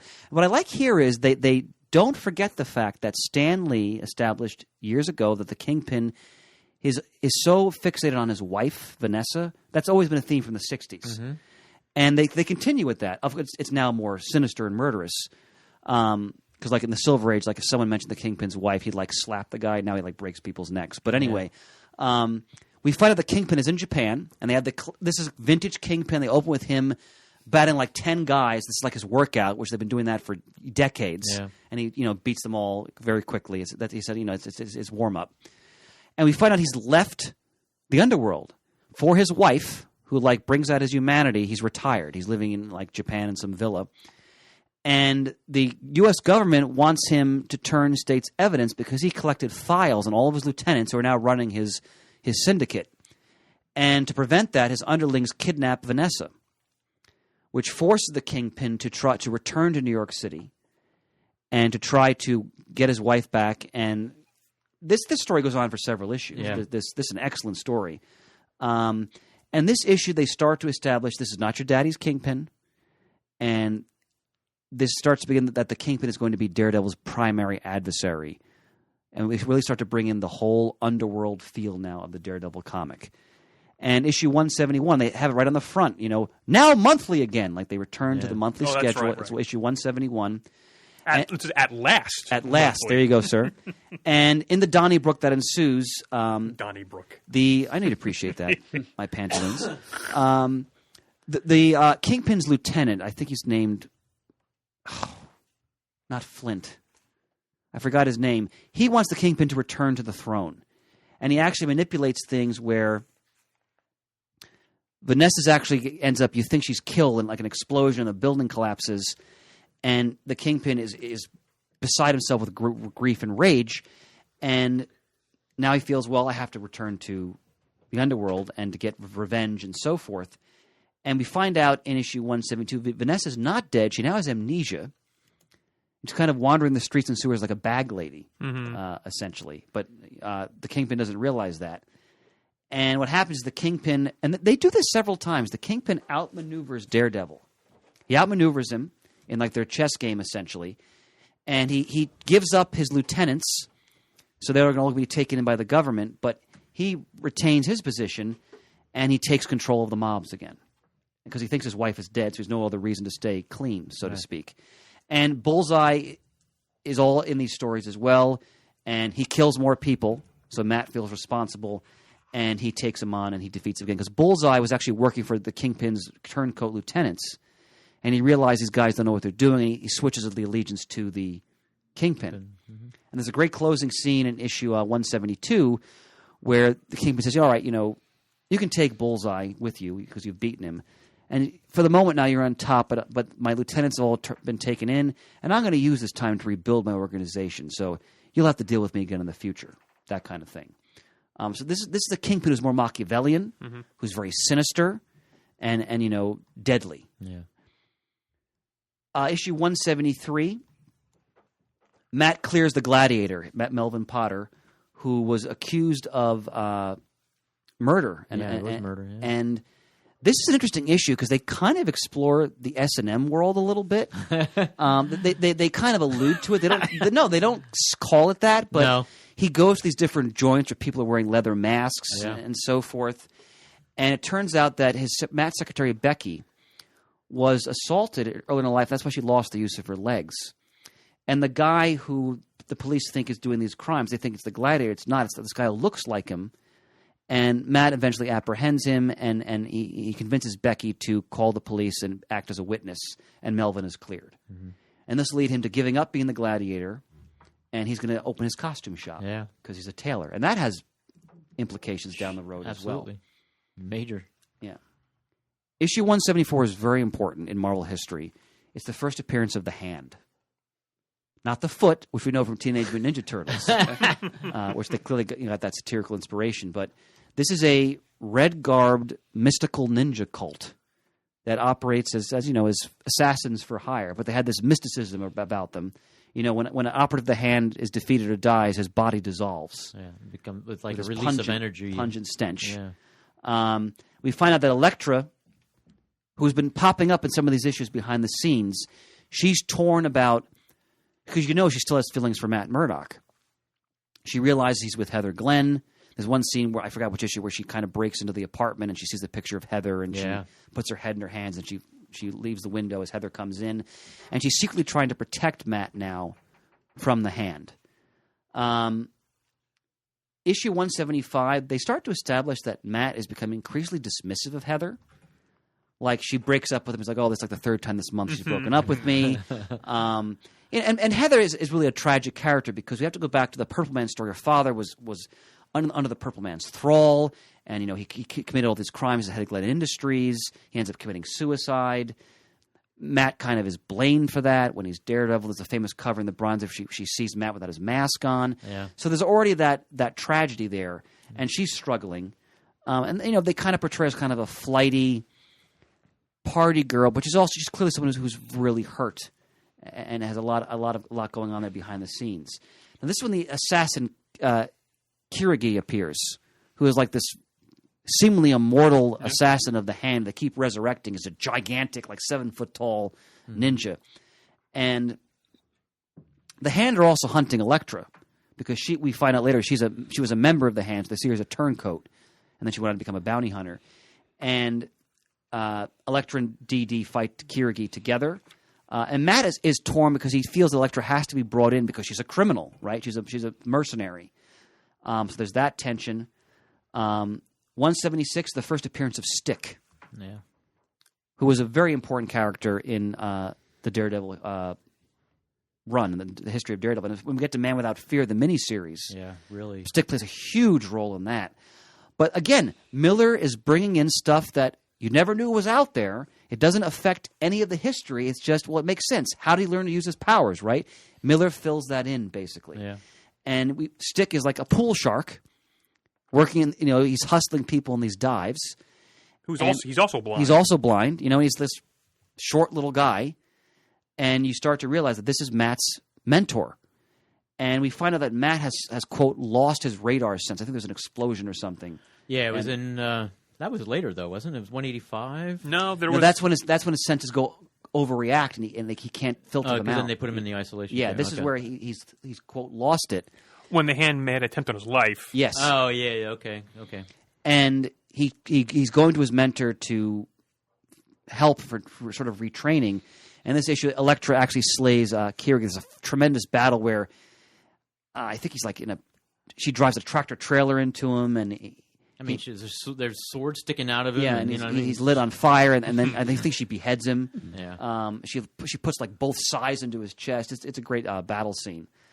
In issue 177, this is very interesting. Stick Stick is like classic, like the curmudgeonly teacher. He like calls him names, like you're a bum, you're a snot-nosed punk, and he says, "Look, you bozo.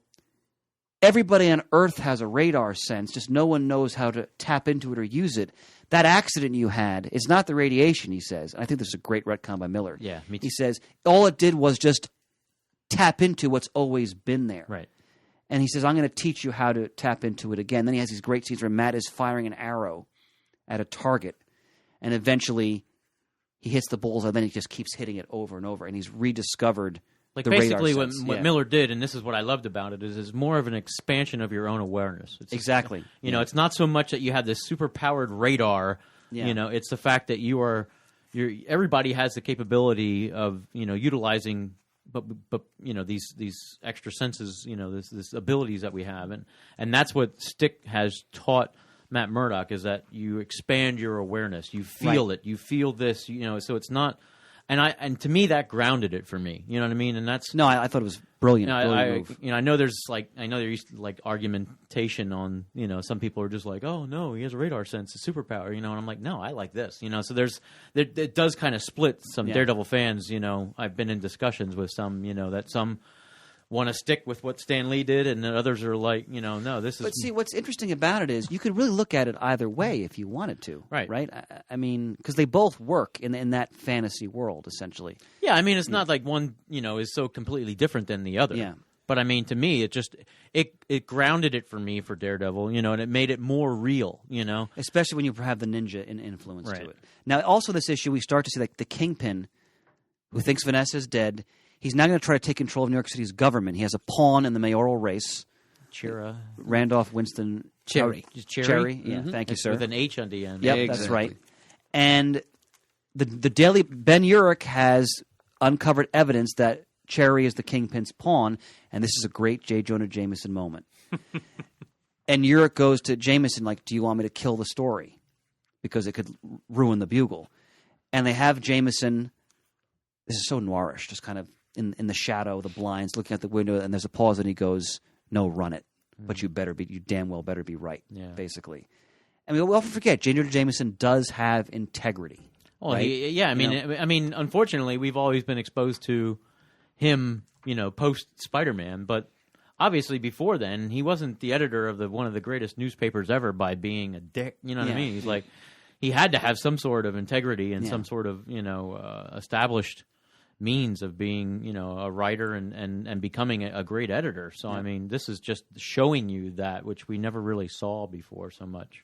And 178, Power Man and Iron Fist, I think, have always worked well with Daredevil because they're all going to have all their Netflix series all going to come together eventually, which is no coincidence. They're all great street level characters. Yeah. And this is kind of amusing because Matt and Foggy are defending the Bugle from a Cherry lawsuit. And also they realize their lives are at risk. So Foggy, in his bumbling good intentions, hires the Heroes for Hire to act as bodyguards for Matt.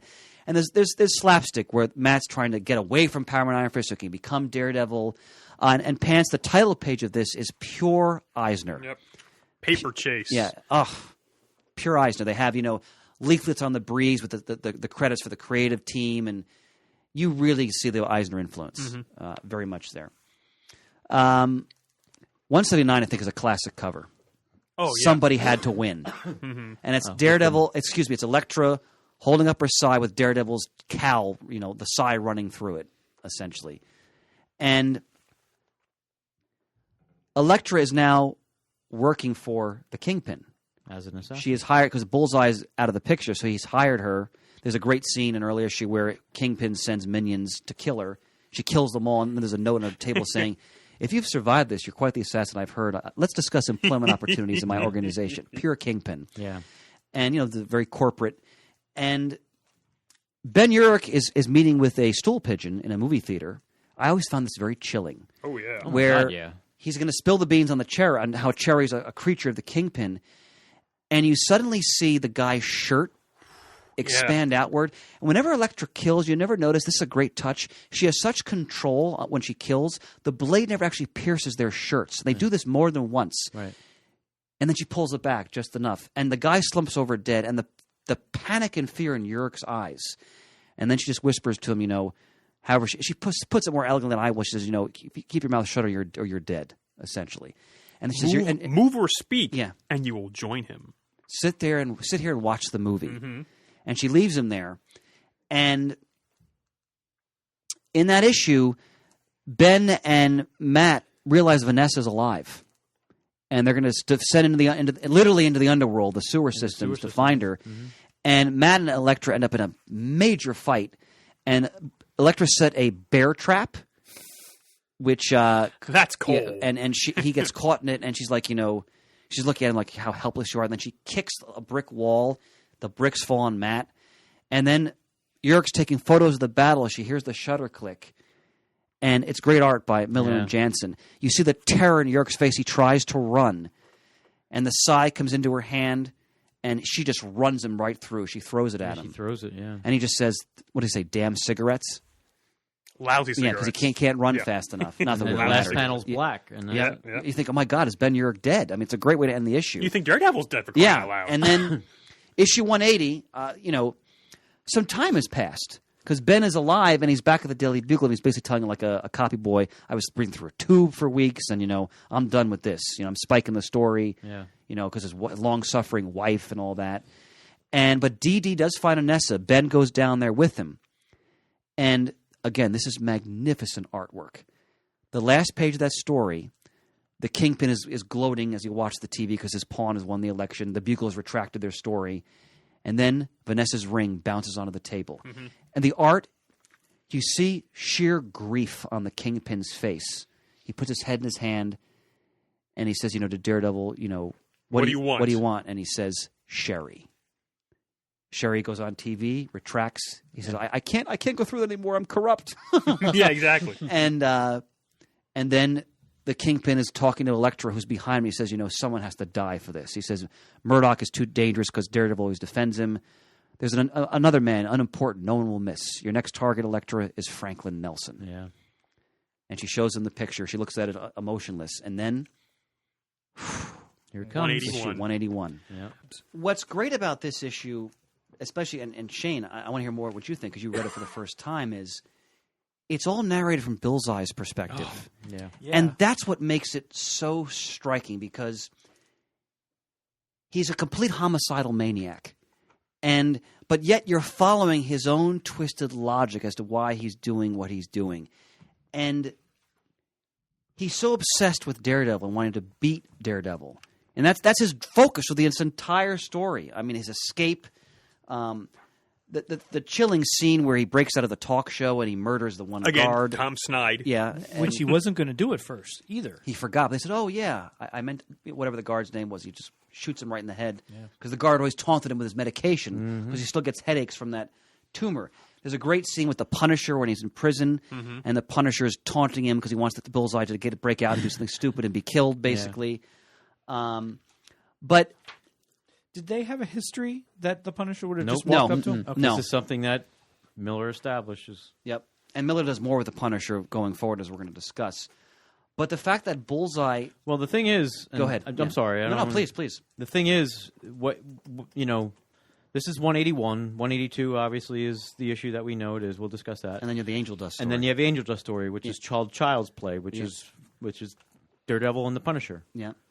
That was supposed to have been published before Oh, I didn't know that. I thought so. 181. That those 2 issues were supposed to be published before, and they got kind of Were they already done? Like that they've been they produced? were in the bag. Okay. It was already established. He was already doing them, Yeah. and they pushed him out because I think of the content. It was totally about Angel Dust and the PCP and the Punisher and all the and I guess from what I understand is that Marvel didn't want to publish it. So they bounced around, and then obviously after, again, I think it's a testament of the significance of what Frank Miller has done with Daredevil that they revisited and allowed him to publish those stories in 183 and 184 because those issues were supposed to come out before this. Great insight, sir. God, I'm glad you're here. That explains why in Comic Book DB those 2 issues are listed as being co-written by Mackenzie. Exactly. He's still around. Are they in those really? days. I didn't Yes. realize that either. Yeah. Ah, God, I love these. I love them. Thank you for Yeah, that, that was Kevin. supposed to happen way before, so that was something that was established before. Interesting. But so I don't know how much or how different the final published versions are, or if there's anything different. That they kind of had to retcon or redo some things That's to help fit it fascinating. into. Yeah. I don't know because I've never seen or heard what the original issues looked like and what the storyline. Well, was. I would think after the impact of 181 and 182, why wouldn't you publish those stories? Well, right? and I think mean, because obviously the Punisher was he brought the Punisher in for the and he was becoming a popular. right, and you saw him character as obviously well. in prison then, and that Yeah. so yeah, it was interesting when I found that out that those stories were actually completed before what we're discussing now. And Bullseye figures out that Matt Murdock is Daredevil. He puts pieces together, and he starts to trail Daredevil. He goes to the Kingpin who thinks, what are you, unwell? You think a blind attorney is Daredevil? And he says, bring me Daredevil's body, and then we can talk. And he realized that Elektra has been tasked to kill Foggy. So he's following them. And I got to tell you, I know the page number in your edition, Pants, but the page where Foggy realizes who Elektra is, he goes, in college, you were Matt's girl, Elektra. The art is so breathtaking. The look on her face, her brown eyes. When he's in the taxi cab. Oh, yeah. Where he's on his knees and she's about to gut him, basically. And it's a top panel Yeah. where it's a third of the page, and it's just a close up on her face. And then when she says, "Get out of here," Yeah. and the way the red color and her eyes narrow with you can tell that she's, in a way, she probably hates Matt because of the way he makes her feel. Because she doesn't want to feel that way. I mean, we have to remember when her father was killed in 168, she shut off emotion. She left Matt. She says, "I can't love you. I can't give anything." joined the hand. Yeah, and she went off. Yeah. So it's powerful. And then we come to, and this is what floored me as a kid when I first read this. And Shane, I'd love to hear your thoughts on this. 1, 2, 3, 4, 5 of the most gripping hand-to-hand combat scenes probably ever rendered in a comic book. I mean, the sequential storytelling, because there's no dialogue. There's no caption box. Well, there's a few caption boxes of Bullseye thinking as he's fighting her. But this is not, Silver Age Batman punching somebody, and It's a twofold purpose for Bullseye because obviously it's to get Matt Murdock, but obviously he wants to get her out of the way because he has to prove himself to the Kingpin again. Right. Yes. And so if he takes out his top assassin, then that reestablishes him. But then also he's got this whole thing going on of He wants to believing Matt. He wants to hurt Murdock. He wants to hurt Murdock, and so it's like it's just that's what's so beautiful about it is like all these paths cross. You know what I mean? And it's all significant. But does he know that her and Murdoch were together in college? Like, wouldn't Bullseye be oblivious to that? No, Or did it's he figure the that thing out? with Franklin. Okay. Franklin's going to be assassinated by Elektra. He's been trailing her, so he knows. He hears it all. He knows Because what's he's right going there. on. So it's not. It doesn't have to do with Elektra and Matt. That just makes it sweeter for him. It has to be essentially. with Franklin and Matt. So obviously he's believing at this point that Daredevil is Matt Murdock, and he knows obviously Murdock and Nelson. So he's seeing that Kingpin's top assassin, who he wants that spot again, is going to kill Franklin Nelson. So it's just everything. It's so. And what's striking is you can tell by the way that the sequential storytelling is done. These look like real martial arts moves. Oh, Like yeah. you believe, like when Bullseye grabs Elektra by the hair and pulls her chin down on his. It's a savage fight on her knee. When he kicks her from while he's crouching and she falls back towards the car. She's using her headpiece to try to kind of strangle him. Yeah. And when he takes out that playing card, Ace of spades. And boy, the movie just totally blew this yeah, scene yeah. so Oh, badly. yeah. Besides that stupid, idiotic outfit they had the actor in, but And that too. and I think Colin Farrell. I think he's a good actor. Oh, yeah. But anyway, we'll get to that Yeah, later. just but gonna say that's but a whole nother episode. when he guts her, and I'm like a 12-year-old kid, I'm like, holy shit! Like I'd never seen something like this. Well, he went for the jugular. in a he comic. threw the ace of spades and sliced her throat. And then 1, 2, 3, 4, 5, 6, 7, 8 panels, top to bottom, of her struggling, falling to her knees, spilling blood out of her torso, getting back up to go to Matt. And it's pure noir. Mm-hmm. The femme fatale at the feet of like the good guy she should have been with the whole time. And she goes to him at the end and she dies in his arms. And Bullseye's there, watching the entire the whole thing. Yep. And everyone's in horror, and he's just lighting a in the cigarette. background. Probably. Yeah. And then when they're in the medical examiner's office, and Bullseye throws the blade, and just the stick comes up and blocks it. He knows, he's totally Daredevil. Yeah. And their final battle, Which, like you always say, like the battle between him and Elektra. This is just as powerful. I mean, And even the black silhouettes. the use of shadow in this. Yeah. When he goes up the steps and they had the masks on the wall as part of Matt's little museum, he uses the dummy dictating about the Constitution, which throws Bullseye off for a couple seconds. yeah.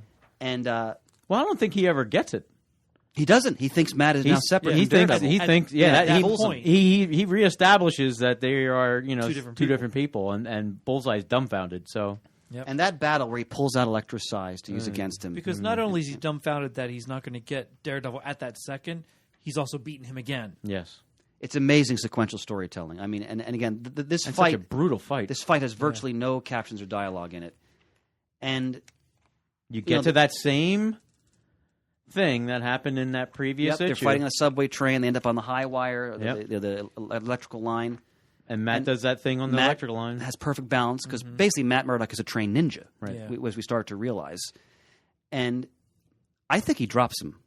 I do too. Right? He drops him. I think so too. He does. Oh, yeah. It's not like Bullseye. He loses his grip. He just says, "You'll kill no one ever again." He lets Right, him go. and lets him go. Basically. Although you Absolutely. could argue in that middle panel, the Psy is heading because Well, he's going to impale him, so he has to drop him. Right, But so I think that was kind of the Deus Ex Machina. That Yeah. he was going to drop him anyway. Probably. Right. But that just gives him. It's self-defense. Yeah, exactly. right. But I thought, too. But see, he that's where absolutely dropped him. again. That's the powerful thing where you saw that hint of him go like, "Oh, I should just let this guy die," and then he saves him at the end, and now he's there at that same crossroad, and he's like, "You know what? Fuck it, Screw it. you're Yep. dead." After then- what you just did? right? And that's to me, that's the first time that's ever been done with a hero and a main villain, a main adversary. That he was just like, "You know what? Fine, the world is better off without you. You need to die." The law Well, is not. think about it. Because he spared Bullseye, Bullseye killed his first love. right. Now, Elektra, you could argue, was already on the path to dying that way because of the way she lived, but However, it just makes it all that much more powerful Exactly. the way she dies. Yeah. And the fact that Bullseye is then entombed in his own body, Yeah. but Can't even talk. all he still has the hatred. oh my God, look at the eyes. No, look at those eyes. I think this book is such an artistic achievement Mm-hmm. in terms of the sequential storytelling, the emphasis on both Bullseye's eyes, Elektra's eyes. There's so much about eyes and expressive eyes in this story. It's a monumental achievement. And to think when he's in the studio and he fakes the headache again, Mm-hmm. and the guard gives him the pill, he could have done that at any time Right. in prison. That just shows that established how calculating. Yep. Even though he's a homicidal maniac, He's still a brilliant assassin. he's still a brilliant yeah, assassin. I mean, come on. Yeah. Now, 182. Oh. Go ahead, Pants, please. Before we get off of 181, I have my actual copy I think I got the from your original store copy. of 184, okay. which has a letter column. Is that No More Mr. Nice Guy? Yeah. Yeah. And in the back, it's called Devil's Advocate. Dirty There's a couple, Harry Daredevil. couple of letters from the time I'd like to read about it. The first actually is from Diana Schultz, who went on later on to be his editor at Dark Horse. Horse. Yeah. Oh. She, It's not Schultz, it's Schutz, isn't it? I'm sorry, Schutz. That's right. I'm sorry, misspoke. Schutz. She says, "Dear Frank, you did it. You actually did it. You killed her." And at the very end, and she goes, "And I cried." Another letter says, "I could rave on at great length, but anything I could say would really be superfluous. Daredevil 181 speaks for itself. It is unquestionably one of the finest pieces of work in comics literature. And, people going on about, I'll miss her. You didn't need to kill her. Don't worry, gang. Somebody said this is Bernie Cascone from Western Ontario, Canada. Says, "Dear editor, Frank Miller is a genius, but let's not forget, so was Hitler."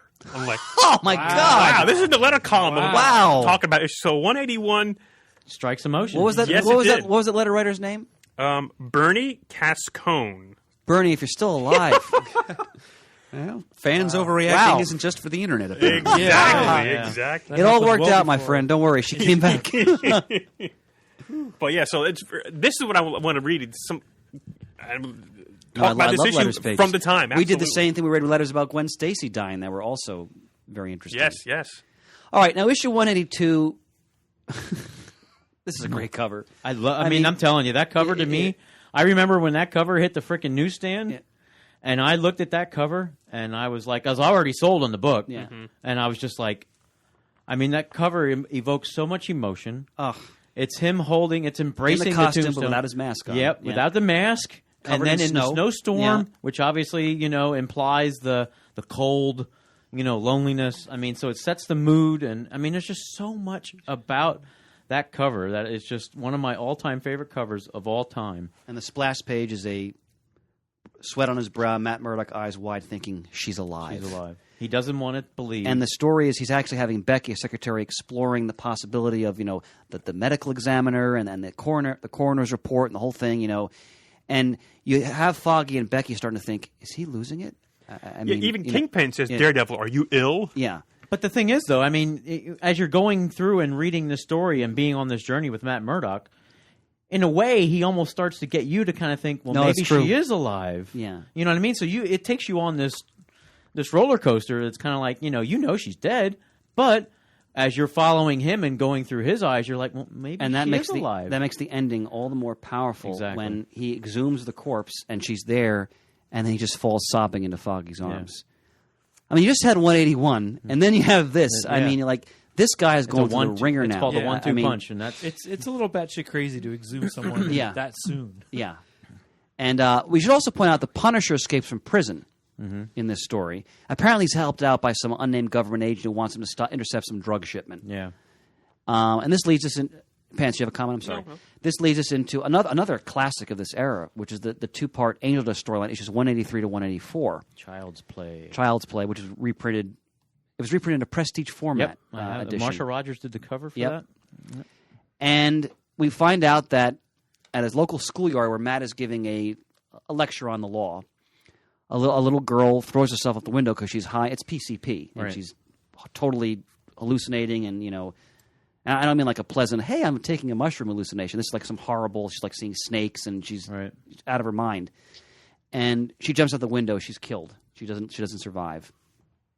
And Matt starts to, as Daredevil starts to investigate, where did this girl get these drugs? They're incredibly powerful and dangerous. And he comes into conflict with the Punisher, who is there in the area killing drug dealers left and right. And they end up in conflict. There's a great scene where the Punisher is beating a junkie to death. It's just some junkie. It's not like he's a dangerous criminal because he wants information. And Daredevil actually stops him, and he has to resuscitate the guy and so forth. And we find out that the brother of the little girl, wants revenge, and he believes that a certain drug dealer has done it. And we find out that the drug dealer may not have done it. Then we find out the guy had a pacemaker, and Matt defends him in court. Gets the guy off. Like, his nickname is Hogman. Then Hogman goes, "Oh, by the way, Murdoch, because it's double jeopardy. I did it. Yeah.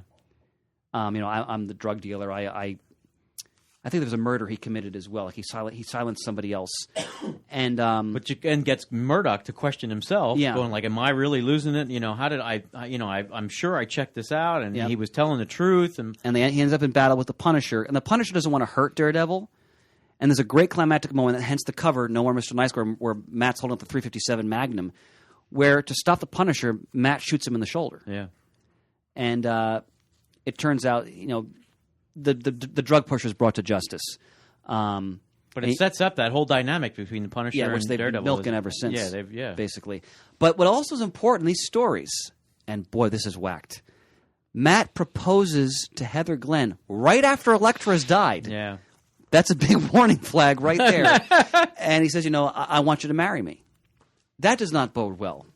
I'd forgotten how fun issue 185 is. No. Go ahead, sir. second. Please. The Angel Dust issues. What years were they? 1982 or 3? 83, Yeah. Okay, because I was wondering where the Spider-Man issue that. Oh, that was dealt with early 1970. That was early 70s. 70s. Yeah, Yeah. you're So talking. that was way. But we have to remember, that's a good question, Shane. We're getting to the time period in the 80s. You have that really large, it's like say no to drugs type Oh, yeah. movement. And, you have... Oh yeah, the Reagan era, and Yeah. Sure. And you have, Just Say No and- street crime having to do with hard drugs, like crack is starting to show up in the culture, etc. Well, yeah, I mean, you had when that Spider-Man issues, you had the marijuana, you had the acid trips and all that stuff. Now you're dealing with cocaine. I mean, the '80s was cocaine. Yeah, cocaine was So another this big is a one. whole different level, a whole other level of. These are not drugs associated with the free love of the '60s. These are Yeah. These are harsh, deadly, yeah. poisonous. I just wondered how much street time They're drugs. being portrayed as such. I mean, it's not like they're glamorizing them. Or No, anything. Exactly. not at all. I just wondered how much time had passed between the Quite a two. while. Yeah, you're Yeah. talking 71. 70 or 71. I think yeah. 71 is when Yeah. those issues came out for Spider-Man, and this is 96 to 82, 98, 83. yeah. So you're talking 11, 12 issues years later. So So he proposes. Now, issue 185, I'd forgotten. This is a Foggy solo story. This story is funny. It starts with Daredevil talking to the audience and saying, okay, look, my pal Foggy is going to narrate this issue. Just kind of go with it, basically. And I think it's called Guts. And It is. Foggy is trying to... He pretends to be like this underworld enforcer. And he actually, I forgot what he's trying to gain information for something. I don't remember what it was exactly. But the bottom line is he ends up working with Turk, who actually believes is a real tough guy. And they end up in a confrontation with the Kingpin. And Daredevil is shadowing Foggy, kind of like making sure everything works out for him. And in the end, the Kingpin actually believes Foggy is an actual assassin. and Foggy actually stands up and goes, look. And Kingpin's like, all right, are we going to talk about employment? He goes, we'll talk about it on Monday. And then, Foggy leaves, and he has this whole adventure. It's a good Foggy story, basically. It's an interesting change of tone after all this stuff that's Yeah. just happened yeah, in Daredevil. Issue 186, Murd mentioned this. Again, Miller has so much fun with the Turk and Grotto characters. He hits, Wilbur Day. Hilts Wilbur in the back of the head with a lead pipe and steals his Stiltman armor. And he tries to then make a life for himself as a new enforcer with the Stiltman. Of course, he's Turk, so he's totally hapless and incompetent.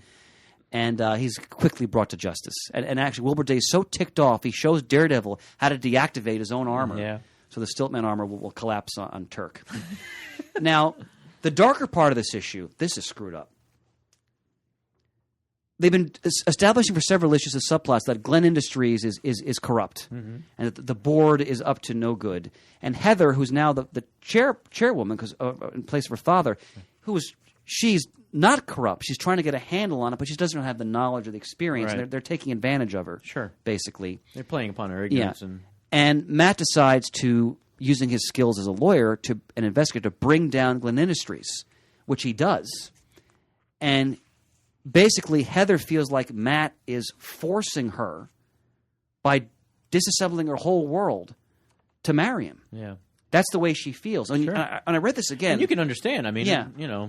When I read this again, I was like, holy mackerel. Like, yeah, Miller's starting to establish Matt Murdock he just dug up his dead lover. Right? Matt Murdock is mentally unstable. yeah. And not in a way that, like, you don't like Daredevil anymore. It's just the guy went through hell. And Yeah. this is what's happening now. And unfortunately, Heather already was unstable herself. This is going to do a lot of damage to her as well. Now we enter the last sort of arc of the Miller run, which is ninjas. Yeah. This is and then some ninjas. this is major ninjas here. All right. If you love ninjas, boy, you want to read these stories. And you got to remember, like Storm Shadow and G.I. Joe, Shane. Oh, yeah. In the 80s, when a ninja showed up as a kid, you were so excited. And this is like tons of ninjas and like ninjas fighting each other, one group against another. I loved it as a kid. and plus, it establishes the chaste. The Chaste. Yep. So now you have this Sticks band of Yep. good ninjas. Sticks Ninja Order. Yep. Yeah, to balance out from the hand, hand. And it just flushes out this whole world that. Now, in issue 187, the Black Widow returns in her late 80s and 90s gray costume that she wore. She had the short hair. That's the first time. Is that the first time I That's appeared the that first costume? time. Okay, thank you. Frank did that. That was his decision to give her the short hair and have the gray costume. That was. What do you guys think of that costume? I don't remember it. I I'll liked have to look it up. Yeah. It was something to get used to. I mean, obviously, after seeing Black Widow all these years and just a black, the belt like and vinyl, everything, costume with the long red hair and stuff. It was, but again, look at it at the time. It's the mid '80s. A lot of women wore their hair The like punk that. more thing was Yeah. coming. So the short hair was something that was, something different. Like, he did it with Yukio in the Wolverine right. story. Yeah. She had the short, punky hair. God, we almost forgot. Miller did that in the early Yeah. 80s, too. That's a Claremont. huge mini... Yeah. How much work this guy did. Yeah. In really what brief period of time, when you think about it. It's amazing. So it's an abrupt change for the character. Yeah. But, granted, it was a little getting used to it first. But, I like it. I think it's I kinda like cool. it, too. I still prefer her original, but Well, yeah, I do like it. and I think Yeah. that's kind of what we always establish and what we always when we think of her, that's what we feel. That's what we see. But she wore that costume for quite a long time. my Yeah, God. the she was gray still one. wearing it in the early '90s when I started reading when she comics. was Avenger So and everything. it was the Yeah. first Black Widow costume I'd ever seen. Yeah. Right. So it still kind of Yeah. flicks into my mind every time I hear Black Widow. Now, in this story, Natasha's working for S.H.I.E.L.D., and she ends up against the Hand, and they use like foot poisonous spikes. Yeah, And she impaled on them, and it's because the Hand has mystical powers. it poisons her. It's giving her like an accelerated form of cancer, and she's almost dissolving over time, essentially. Yeah. And Daredevil at this point, now his powers have gone the other way. They're so overreacting that he can't filter out anything. He's going mad, basically, because his senses are overloading. And I think he was exposed to radiation again or something like that. He was in in the that previous issue. Like in that, it was 186. Yeah. He was. There was like an explosion and And there's the classic 187 cover. Please stop it. He's Yeah. like curled into a ball. 'cause Again, of all using of that senses. negative Yeah. space. It's just him and the white the all around him. isolation. Yeah. And he goes back to Stick for help. He's in a sensory deprivation tank. And this intros the Chaste, which is Stick's ninja order. There are three members who assume that are all left. Stone, who is almost invulnerable. Claw, who wields hand claws. And then Shaft, who's an archer. And we realize they're in like eternal battle with the Hand. And Kirigi is resurrected. Again, this is creepy Hand stuff. Members of the Hand sacrifice themselves, and their life energy goes into Kirigi and resurrects him. Right. And 188, classic Black Widow cover. Oh my God. Yeah. To interject here, this cover was on Heritage Auctions and made quite a stir back Yeah. in May of 2010 when it went for, with the premium, over $100,000 Yeah. for this cover. That was unprecedented. Nobody expected Wow. that. Yep. And it just blew the Holy doors off. mackerel. Yeah. It's a beautiful cover. I mean, I'd love that. I just bought a 11 by 17 litho of it. I'm going to hang in the store because I just think it's such a riveting image. It is. Yeah. I think that gray costume could use a belt. Otherwise, I like it. Oh, you just saw it? Okay. Yeah, I'm flipping through pictures. Now, I liked it when because she appeared in she pinged it was Punisher War Journal when Jim Lee was drawing it, and she was in a splash. She was in one of the stories, and he drew a splash page of her swinging through the buildings, and I thought, God, that even looks better. You know what I mean? It was just something that Jim Lee did it, and I thought it looked better when he drew her yet beside. So I was sold on it even more. yeah, I like it too. Now, in issue 188, I like this a lot. The Chaste kill Kirigi really. They just dispatch him. Like, you realize how powerful Stick's ninjas are. Well, you think know? about it. There's Yeah. all the Hand is like endless. Yeah. And the Chase is 3 members plus Stick. Yeah. You know what I mean? So it's like, how's that a balance? But when you see how powerful and how quick they dispose kill of him them, like in a couple panels. They just then you kill him. realize, Yeah. obviously, how much of a formidable force they Yeah. are. And this, I'd forgotten about this. In issue 189, Natasha has a heart-to-heart with Foggy. Like, what's going on with Matt? Now, of course, Foggy doesn't know that Matt and Daredevil are one of the same, whereas Natasha does. They're Yeah. having this conversation. And they're both talking about how he's acting strange and, he's not himself. And Foggy says to Natasha, how good are you at forgery? And Natasha writes these notes. This is screwed up. where one goes to Heather, because Heather's agreed to marry Matt at this point, because she's kind of broken down. One goes to Matt, and it's each letter is telling the other, I don't want to marry you anymore. Yeah. And I was like, whoa, I totally forgot about that. Pardon my French, Yeah. but what a mind fuck. I mean, Yeah. to take 2 of your closest people and for them to sit there and collaborate and to do this and corroborate to send a letter to each one of the not opposing, but a couple and to tell basically like a Dear John letter to both of them. And unfortunately, in the titles issues we're discussing, that's not revisited yet until after this era. We should point out that Heather Glenn commits suicide in issue 220. Yeah. She hangs herself. Yeah. This is after she and Matt have completely broken up. But I mean, the events that took place in this Miller run destroyed her. Oh, absolutely. I mean, the underpinnings had been set, like in the 150s before Miller came on. But obviously, he ran with it with all this stuff. And like you said, when you analyze all this, this mind screwing that goes on, it's no wonder why that poor young woman. I mean, between what she had to deal with as a child with her father, right, and everything going on, then trying to manhandle that business, which she had no grasp of the level of what was going on, and then obviously getting involved with Matt Murdock, Daredevil, and it just what a sad. It's a tragic character. It is. Now, in issue 189, also Natasha dies, and then Stone, using his mystical powers, restores her. He gives her some of his life energy. That's the way it seemed. That's what they seem to be implying. Yeah, it's like a transference of life energy. It's like you like when they resurrected Kirigi. Yeah, those hand members died. I mean, it's ninja magic. They take the life force from them and put into another, and that's how they're able to bring somebody back from the dead. But Stone is so powerful; he can give it some of it and still live. Basically, yes. Yeah. Now, issue 190, which is also a double-sized issue, as issue 181 was, is the final battle against the Hand. And actually, I'm sorry. I think prior to that issue, Stick sacrifices himself. He does. Yeah, he and was that in 189? I think that was in 189. Yeah, it was in 189. Thank you, sir. So it was him and another one, right? Well, Claw is killed in battle with the Hand, and then Shaft and Stick use their life energies to absorb all the Hand assassins and kill all of them. Right. They explode essentially. Right. And Stone gets out with Stick tells Stone, "You need to keep going to continue the battle," and he takes Natasha and Matt with him. Right. And the story is also a flashback on what happened with Elektra in her past, and they reveal that she tried to join the Chaste, and Stick said, "We can't have you. You're too corrupted by your hatred. Yes. There's no place for you here." Right. So there's another outcast. Yeah, so there's and another. She goes back to her original sensei in Japan. He says, "Well, the Chaste didn't take me either. They're so severe." He says, "But the Hand will be looking for you now." And the Hand trick her into killing her own sensei. Yeah. And then she joins them. She's corrupted. But eventually she leaves them. Right. And now the Hand want to kill her. They want revenge for her betrayal. And we find out the Hand are going to try to resurrect Elektra to make her like in their thrall, basically. Right. Make her another Kirigi where she's a mystical assassin. Well put. And Daredevil is forced to go to the Kingpin because he needs to find out where the Hand hideout is. And Kingpin says, "Well, all right. You and I are going to work together now." And the Kingpin, again, pulling on the spider webs of his syndicate, finds out where the Hand are. And Daredevil, Stone, and Black Widow, who's now restored, they take on the Hand. And during the battle, there's flames, and the Stone is killing Hand members. It's in a church. It's like a desecrated church. Yep. And Matt is so taken seeing Elektra, he tries to transfer life energy to restore her. Well, at first, when they're doing the battle, when they're battling the Hand, they interrupt the ceremony of them trying to resurrect Elektra.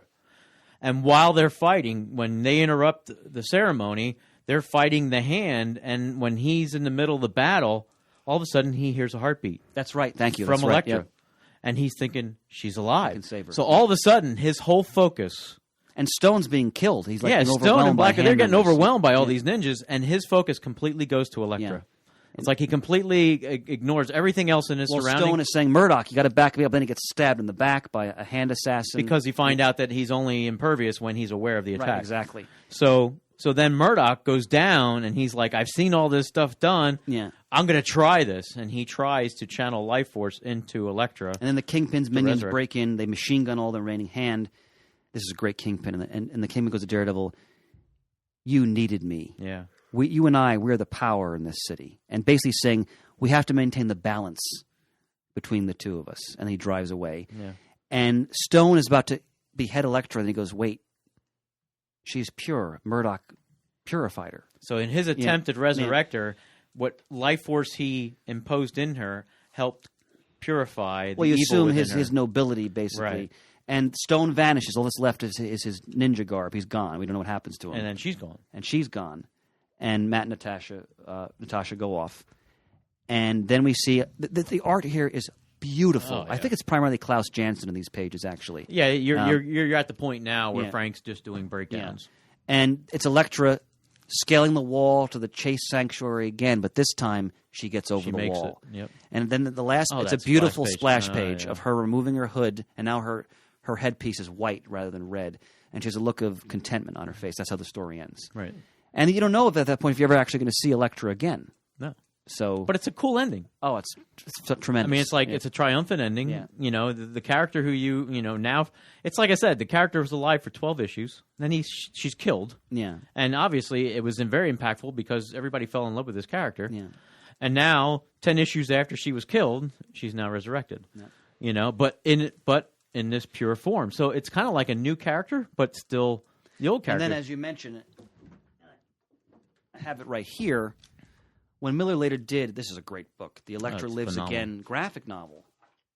I don't want to spoil it too much for people who haven't read it. I Yeah. don't think I've actually read that yeah. myself. Did you? I don't believe I have. Oh, it's awesome. Yeah, it came out in 1990, so a little bit down the road. Yeah, quite a few years later. Moved your mic there, sir. I'm sorry. Yeah, it came out in 1990. But in that story, like you said, it's Miller's definitive wrap-up of the Elektra saga. But Marvel didn't see it that way. And it's not So- just even the Elektra saga. and Bullseye And too. Bullseye as and well. Bullseye too. So it's kind of like his final say in the whole storyline that he did, for all those issues. This is kind of like his, last blast. And Miller's style here is very reminiscent of the kind of Sin City style. You start to see that very blocky. And the color art by his wife, Lynn Varley, is Yeah, this is where amazing in this book. This is the first time I think they worked together. Yeah. And that's when they started, dating on this. And then obviously the next thing they did, I think she colored Dark Knight. I'm too. sorry. She did. Yeah, yeah. She also colored issue number 191. Yes, Yeah. she did number 191, and then they did do Dark Knight Returns, and then they did this as well. And I think they got married before this came out. I think. The last issue we're going to discuss is 191. This is Miller's last issue of this initial run on the book. And it's Terry Austin inking Miller penciling, which I thought looked great. Mm-hmm. And the whole story, Bullseye's in bed, incapacitated where he was left in issue 181, and Daredevil's sitting there with a .38 caliber revolver. And it's him thinking. You assume he's talking to Bullseye, Yeah, right? the narrative leads It's it a that caption way. narrative. Yeah, It's yeah. not word balloons. Right. And he's also reflecting on, whereas Daredevil, he tried to intervene with a young kid whose father was a criminal, and the kid's world is totally torn apart by it, and there's a gun involved. And the kid sees Daredevil use violence against his father, which traumatizes him. So Daredevil's also questioning his own methods as he's having this one-way dialogue with Bullseye. Yeah. And he's basically playing Russian roulette For with both Bullseye throughout the story. of them. And at the end, and then at one point he puts the gun under his chin. Click. And he goes to Bullseye, he goes, click. He goes, well, out of bullets, I guess we're stuck with each other. Yeah. It is a phenomenal way to end Miller's first run on that book. And all the psychological underpinnings that he was exploring, they kind of all coalesce in that story. Well, think about it. I mean, you think about Bullseye being in that bed, being immobilized. Yeah. He's powerless, which is his whole motivation against Daredevil to begin with, because nobody's ever had power over Bullseye. Yeah. And Daredevil brought that in, which is why Bullseye became completely motivated. Yeah, to defeat him. And there he is, can't do a goddamn thing, and there's Daredevil playing Russian roulette with him. He can't talk, he can't move, he can't do anything. Now, as we wind up this checklist, I just want to mention a couple things. Obviously, Miller will return to the book a couple years later, which is Born Again, which Well, he did. He actually returned in there were issue two other 219. issues, yeah. And then obviously came back in 227, and that's when he did Yeah. Born Again. And again, we're going to plan to footnote. Yeah, we're going Because to do that issue by issue. For me, That's the plan. yeah, that's the plan. we're doing How it. will it We're work? not planning. We're doing it. Yeah, we're going to do it. So for me, if I had to pick, that is my favorite comic book story of all time. I have something very, Yeah. I'm going to share, but I'll do that when we do Okay, that but it's I'll just say this to listeners: if you have not read Daredevil: Born Again yet, okay, read it. yeah. It is, for me, it's the definitive Daredevil story. It's all kind of the culmination of a lot of the themes Miller was covering in his initial run, especially when it comes to Murdoch's mental state. And it's probably the ultimate Kingpin story. Yeah. And it is one of the best comic stories ever. Yeah. One of the best literature stories So ever. that's something we're definitely going to look at in greater detail. A couple more things I want to mention. The Love and War graphic novel that came out, I think, about 86, which is Miller and Bill Sienkiewicz. It's kind of a story between these issues and Born Again, where... Sienkiewicz, by the way. Sienkiewicz, I'm sorry. Where Vanessa is still like in her catatonic state. Mm-hmm. And the Kingpin forces this famous doctor to try to bring her out of it. And he abducts the doctor's wife as insurance, and Daredevil gets involved trying to rescue the wife who's also blind. The woman is blind. He's Yes, going to rescue. You're right. I forgot about that. And ultimately in the story, the Kingpin is forced to let Vanessa go to Europe with this doctor, and it's a major sort of victory for Daredevil over him. And this is kind of the lead-in, in a way, moving towards Born Again, which I think comes out not long after that story. And then if you're interested in Elektra, besides the Elektra Lives Again graphic novel, which I highly recommend, although it's considered a what-if now, the Elektra Assassin, which also came out, I think, around 86, 87. Yeah. It's through Epic, right? Yeah, it's Epic Line. That's Miller and Sienkiewicz, right? Or Sienkiewicz.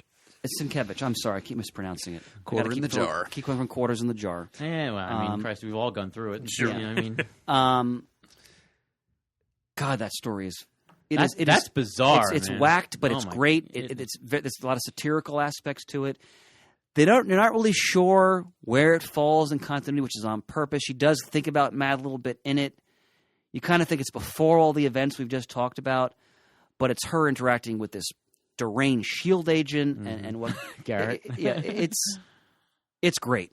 And I don't want to spoil that one too much either. But if you're interested in Elektra, that's required reading. And to tag on to the Frank Miller Daredevil run, you mentioned Slaughter, the assassin, assassin, and his guild, and stuff.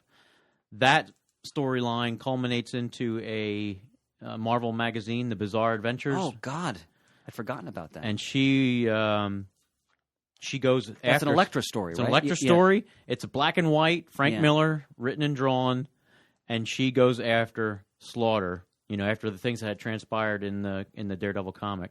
And he lives on like this little isolated island. Yeah. And she goes to this thing, and she hunts him down, and she kills him.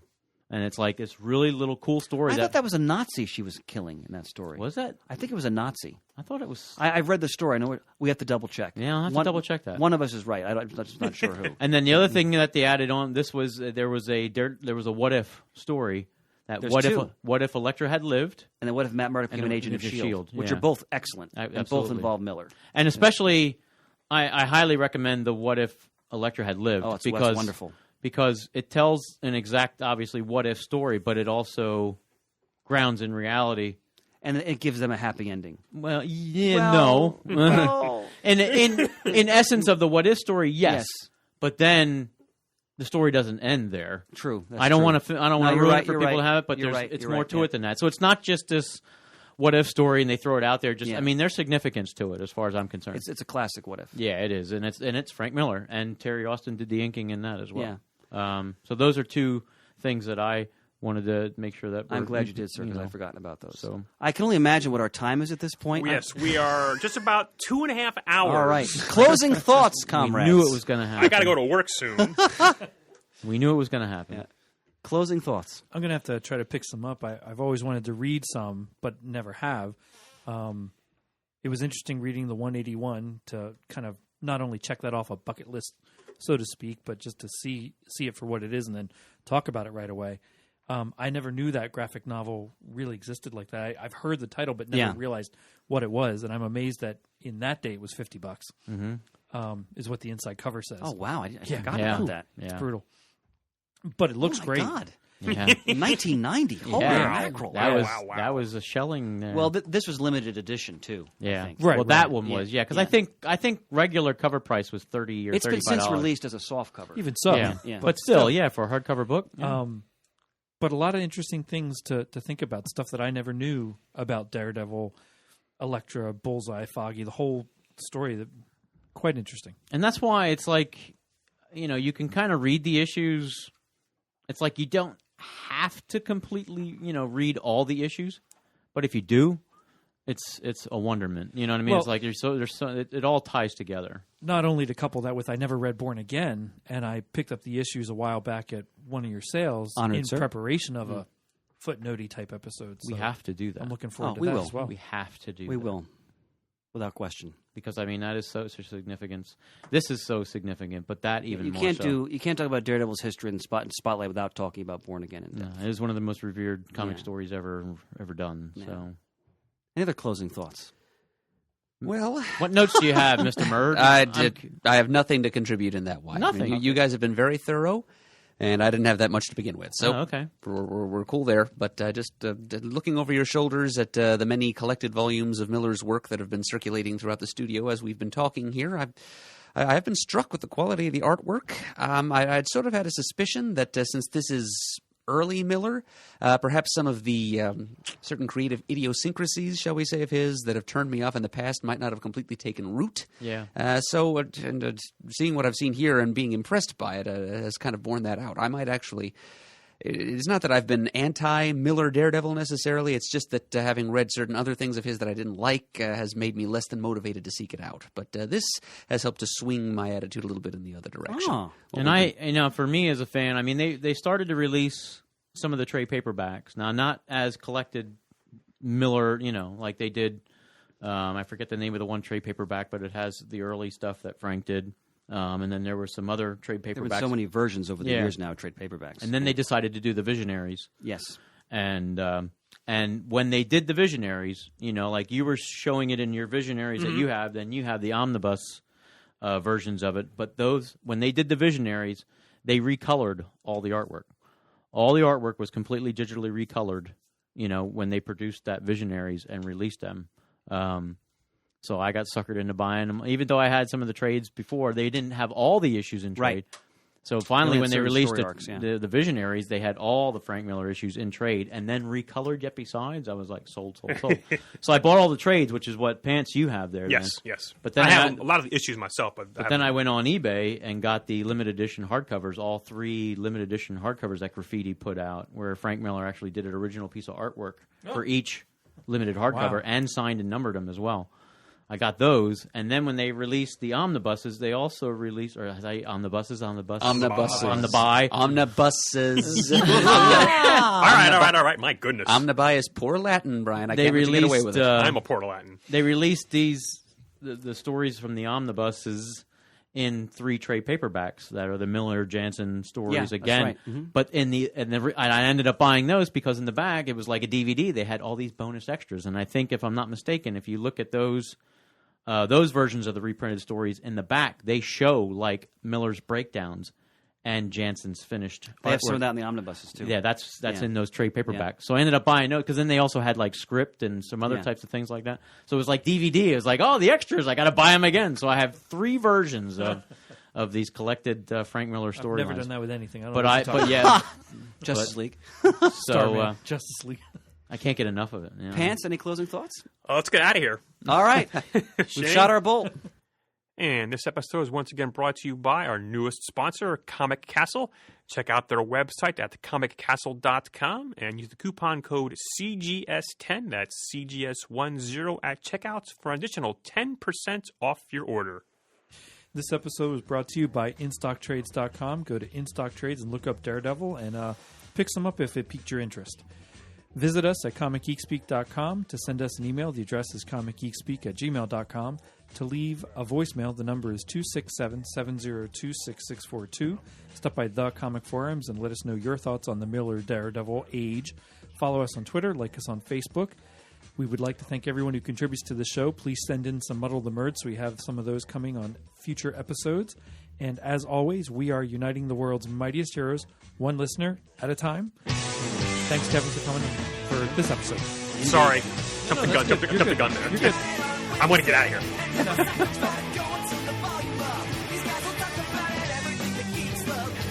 Laser beams, opinions like the seasons and everything